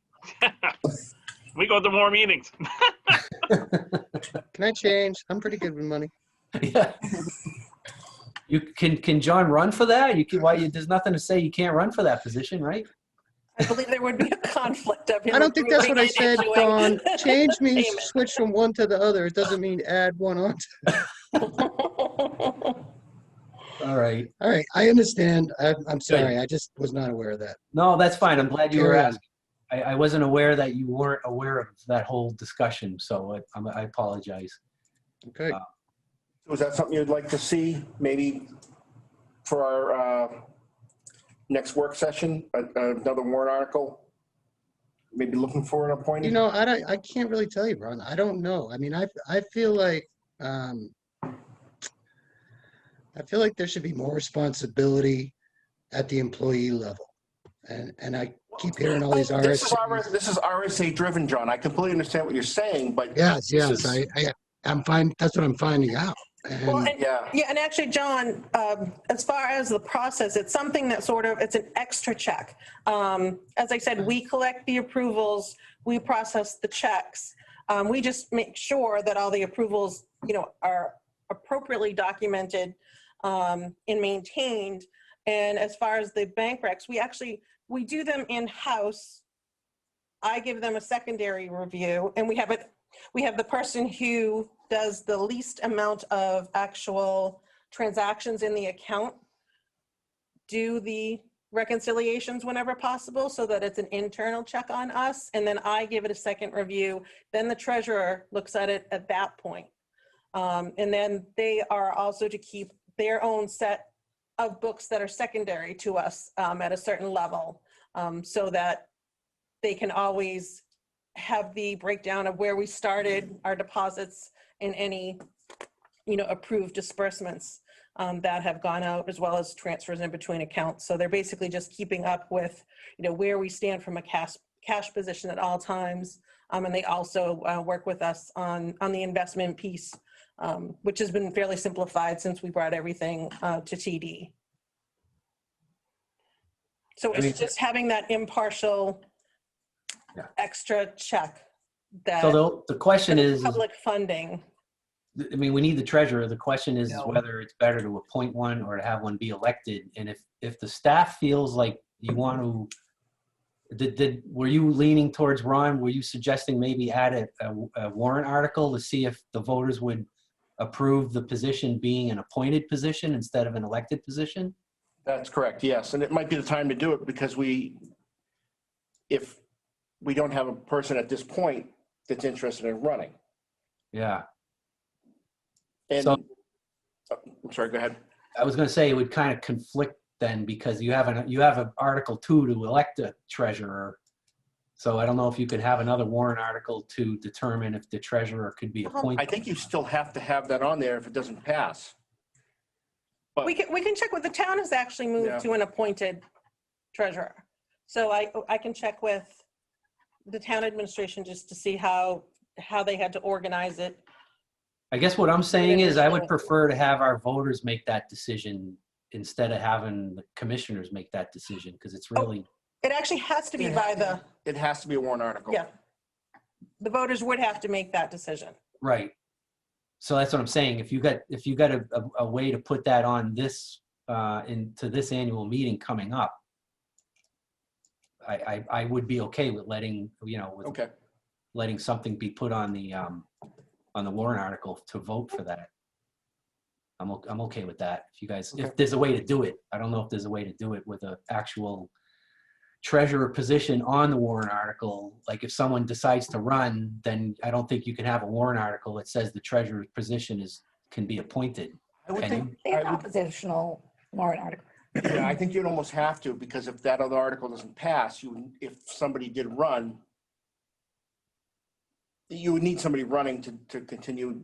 Yeah, So I think you have to have it there. It would be DRA driven anyways. What they Yeah. probably want to do is put that article as the first article and then do the elected positions. okay. But we'll look into that. If you guys want to, that I knew it was important to the staff. That's why I'm saying if you want to try to make that happen and you can make it happen, then go ahead and present it to us at another meeting or something. Okay, we'll have it for the 9th. Okay. I'm just confused. So say for instance, the next meeting, you have this, about being an appointed, and then if somebody does run and the first article passes, Yeah. with being appointed, And they, I mean, the way you do, the person gets elected, and they say they're not qualified, and then you tell them no, but then you're going against the voters on that. Well, originally, if you put the warrant article out there to change it to an appointed position, there would be language in there that says, in the other warrant article that says if Article 1 passes and this nullifies this article. Oh, okay. Yeah. All right. But then, I guess when it goes about appointing somebody, where we're going to find somebody? Well, that's when you can actually, I mean, we could advertise. I actually have job descriptions from other municipalities for the position that then we could custom tailor to, what our expectations and needs would be with the actual manner and how we carry things out and where we feel the extra controls and checks and balances would be most beneficial. yeah. So in the appointment, you all would appoint, as I said, we could work together to create what the, job description would be. I've seen advertisements go out there, and also in some of the listservs, the finance officers group, and the HR group that I'm part of. Occasionally something will circulate when someone's looking for someone in a role such as that. All right. Any other questions on that? We can move on here, I hope, hopefully. Moving on. All right. Where were we? Article, we got past 5, right? We already talked about that non-capital reserve fund. Yep. Number 7. Yes, actually, I think I see a couple places here. Article 6, the written monetary amount doesn't match the printed value number there. Does it? 215,000, it's 248,163. And the same thing on the next one. 500,000. Changed. Okay. Yep. So that's a pretty basic Yep. change there. So Article 7, so that's the capital reserve, facilities capital reserve. Yeah, okay. Same thing on articles. Okay. Was that Article 7, is this the first time this comes up? That wasn't done last year? We inserted a number in there. We just did not get to change the wording of it. So originally there was 500,000 in there for last year. Okay, And we changed it to 100. We threw some dollar amounts in there that we're going to move forward, but we just didn't, the wording never got changed. so which number are we proposing? 100,000. 100 or the, what? 100,000. 100,000. Yep. And for Article 6, it is 248, and that's actually the exact amount. The specific amount is what was collected in SDC Okay, through the end of FY20. so the values are correct, but the written part needs to be modified. Yes. Okay. All right, so that covers the warrant articles. We're not assigning who's going to present these at the public hearing tonight, are we? No. We'll do that at a later date, I think. Wolf's going to Okay. do them all.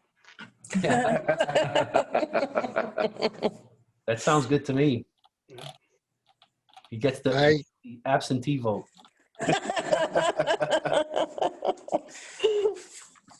All right, you don't need anything from us on these warrant articles other than just to Nope. review them at this point, right?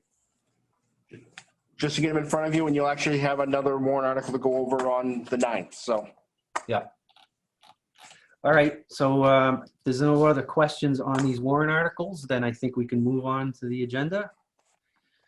And I guess the next item is minutes. I say table the minutes since Wolf's not here to vote. Okay, what do you feel about that, John? I like table. Okay, I was just curious, did Wolf send any of his edits? Or We did not send it yet. It's no. All right, then let's table them. Sometimes I know I get a copy of the minutes ahead of time and make corrections. It just makes things go a little smoother. So I didn't know if Wolf had that opportunity, and if he Yes. did, like myself, by making edits ahead of time, I typically don't have any edits to offer, and I didn't tonight. But I agree if we should probably just table these then. All right, so we'll table that. I guess the only last thing, well, no, it's not the last thing. There's another page here. Is the review of action items from previous meetings. Let's see, that's down.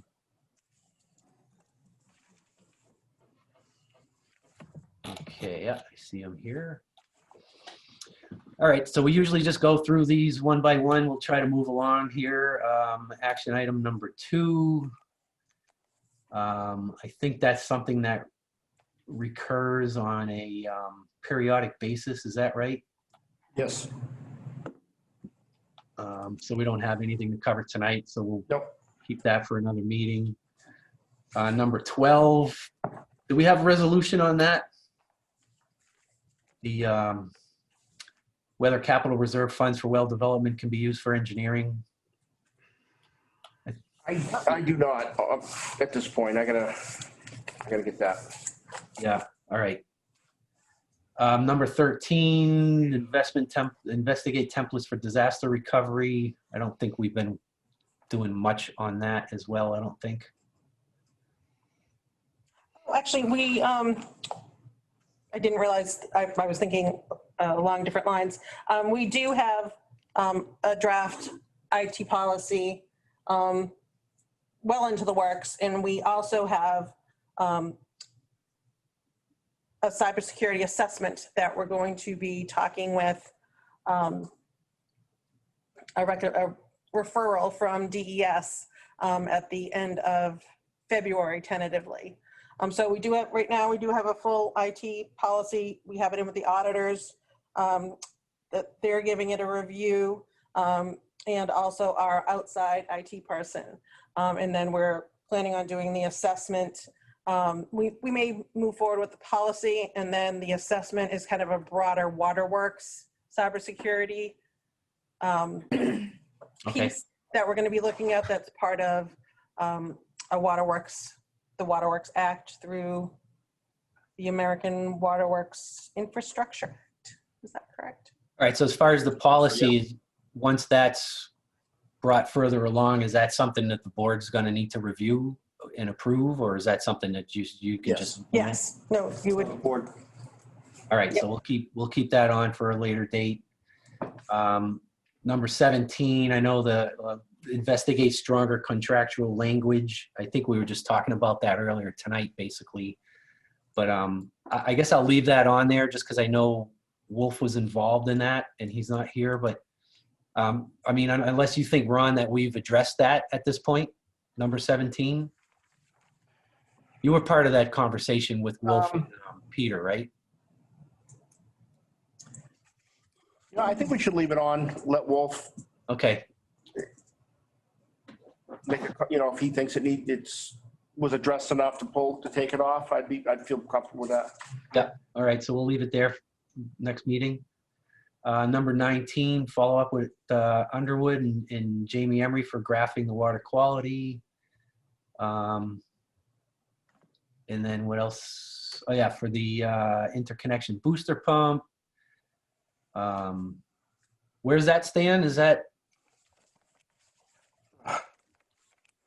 We'll make a call tomorrow because I have not followed up with him on that either. The graphing. All right. And then number 23, I think we talked about this before, and this was going to be done, the graphing was going to be done quarterly or reported quarterly. Yeah, we actually have some results that I can shoot out. There are 10 different places we did out in the distribution system last month. And we have the results, so I can, I meant to put those in the board packet. Okay. Cost of service study with Underwood. I probably should have asked them before they left the meeting.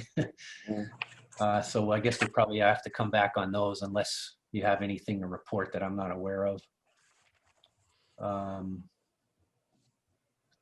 Oh yeah, and number 26, a follow-up meeting with Kyle and Ron. I didn't know that was on my plate to do.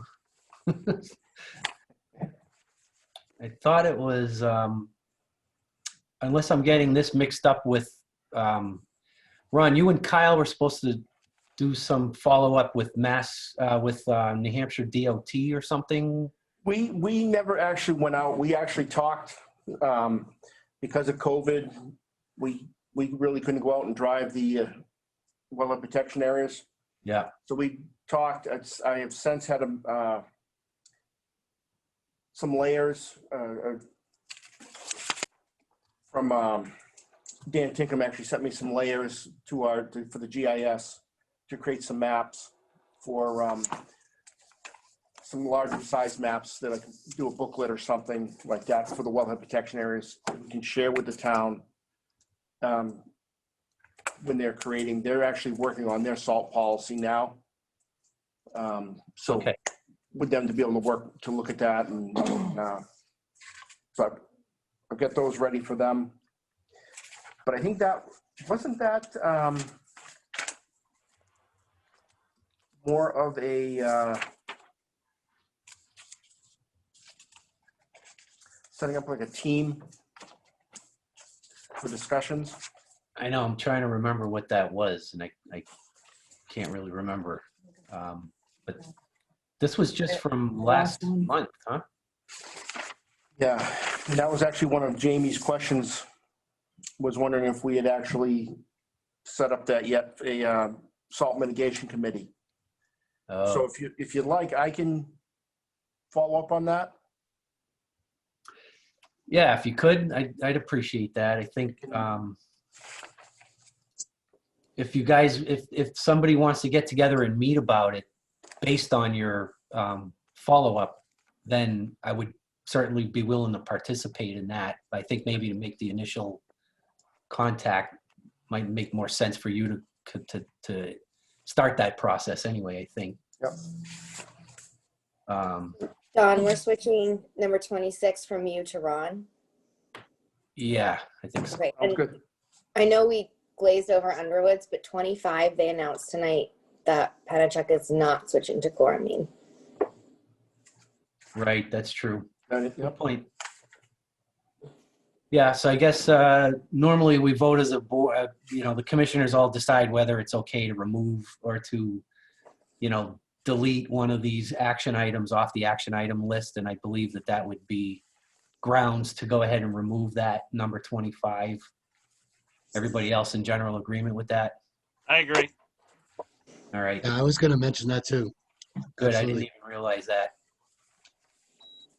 Okay, that makes sense. So where were we moving? Number 27, just to discuss the additional invoice details with Emery and Garrett. I think that was on Jill's plate. I don't think I did. Okay, So I put that on my notepad. all right. Number 28, the legalities of salt restriction bylaw. I think we did that, right? Yeah, I think your email, it was in an email to Carrie. Right. So I believe we agreed that she was going to look into the legalities of creating a salt restriction bylaw. So I guess we have addressed that then. I'm wondering if we want to put something on here so that we can follow up on that though, maybe? Either that or not marked as complete yet. Wait until we. Yeah, well, I think we contacted her and she's supposed to be doing it. So I think the next Yep. question would be to wait for feedback from her. So I would say maybe we can it makes sense to agree to delete item number 28 and probably create a new item to have it say that Carrie will report on the legalities of salt restriction bylaw. Okay. You want to do that? All right. And number 29, contact the attendees of the salt mitigation webinar and be sure they would be comfortable with MVD promoting the webinar.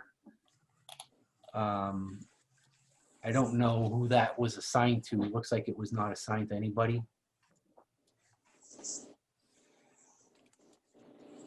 Who is in contact with the attendees of the SALT webinar? Hey, That's something you want to assign that item to yourself? sounds great. Sorry. And let's see, number 30, discuss the results of the 1/14/2021 meeting with Penta. Yeah, that was supposed to be like a post-mortem of what could have been done contractually with Penta. I did not participate in that meeting. I'm not sure that It anybody wasn't. did. Nobody participated in that one. My point, but we're going to have other meetings. So we can actually next go around, whatever, we can actually include that.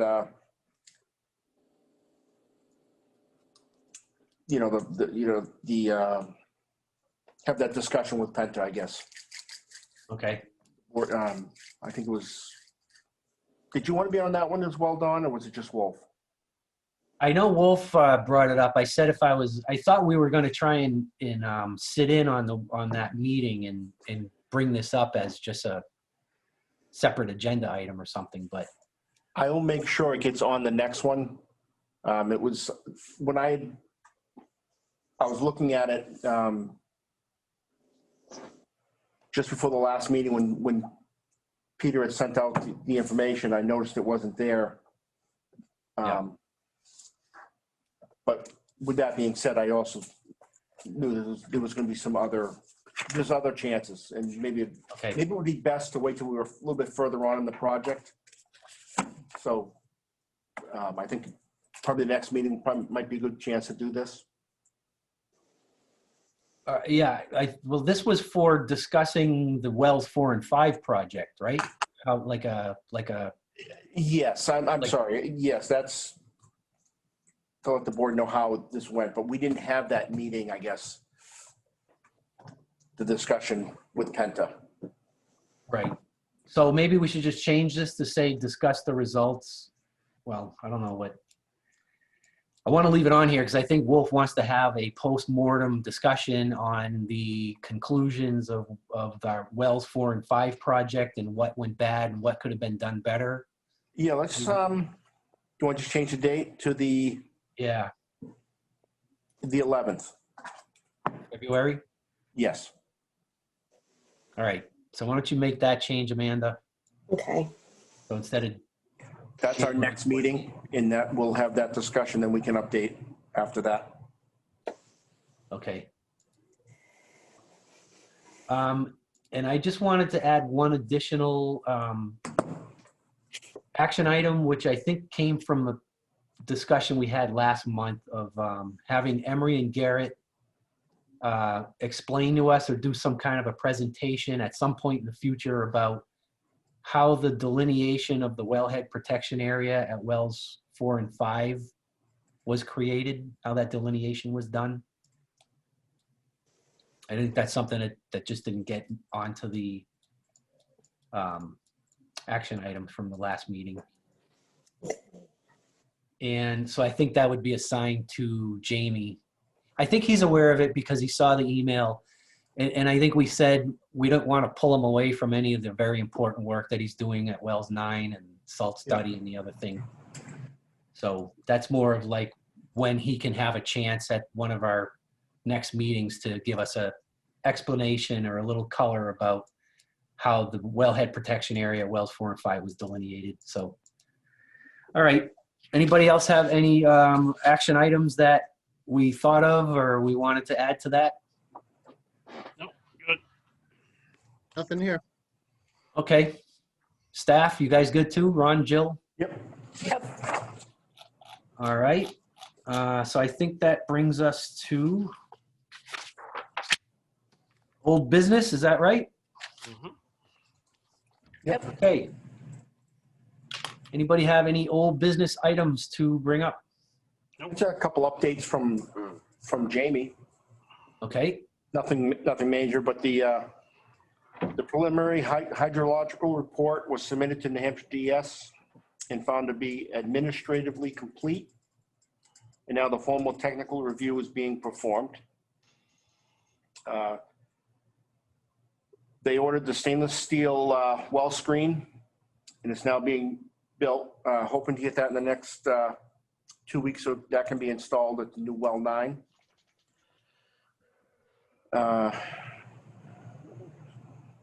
Depending upon if a public hearing is requested as a result of the preliminary report submittal, which would delay getting comments back from DS, he will likely attend the next BOC meeting,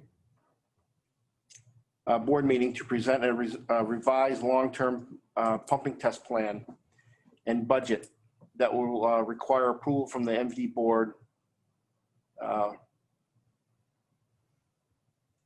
The one we have now was a preliminary budget pump test only. And then in the last one, we are installing the 3 new groundwater monitoring probes as part of an equipment replacement program to support the monitoring of the aquifers that is ongoing. So that's all I had for Jamie. All right.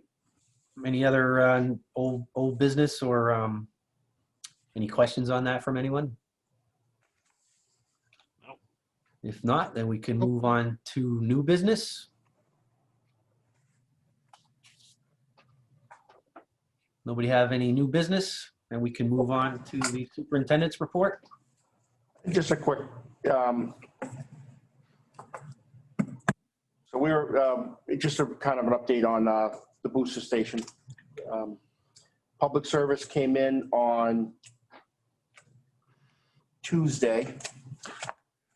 Didn't finish, came back on Friday, finally finished up. They started, meaning they, the electricians started doing the demo on the top of the hill for the, there's a pit up there that'll get some SCADA. It does the transducer is in there. That was completed today. The new equipment being installed. We actually had the SCADA programmer in today. He'll be back tomorrow and possibly Wednesday. Tomorrow he'll be out in the field at the booster station. And Wednesday will be just cleanup work. So we're getting close to start up on that, I guess, bottom line. All right, great. So I guess the only thing left is questions from the press and public. And let's see, what do we got for participants here? I don't see that there's anybody from the public that I can see. Just Dave on there. Hi, Dave. Oh yeah, there he is. Yep. So if people were calling in, would that show up here too or what? I'm not even sure where that would show up. Good, yeah. It would. Which shows an attendee. Okay. All right, so it looks like we have no public or press present. So at this point, if there's nothing else anybody has to bring up, I guess we can entertain a motion to adjourn. Motion to adjourn. Motion by Ken, second by John. We'll do a roll call. Ken, how do you vote? Yes. John? Yes, please. Myself as well, so that passes 3-0-0. I just want to point out the next meeting will be February 22nd due to the holiday on February 15th. So we'll, What holiday is that? that is President's Day, maybe? Yes. Yes. All right, we are adjourned. Thanks, everybody. Thank you. Thank you. Good night.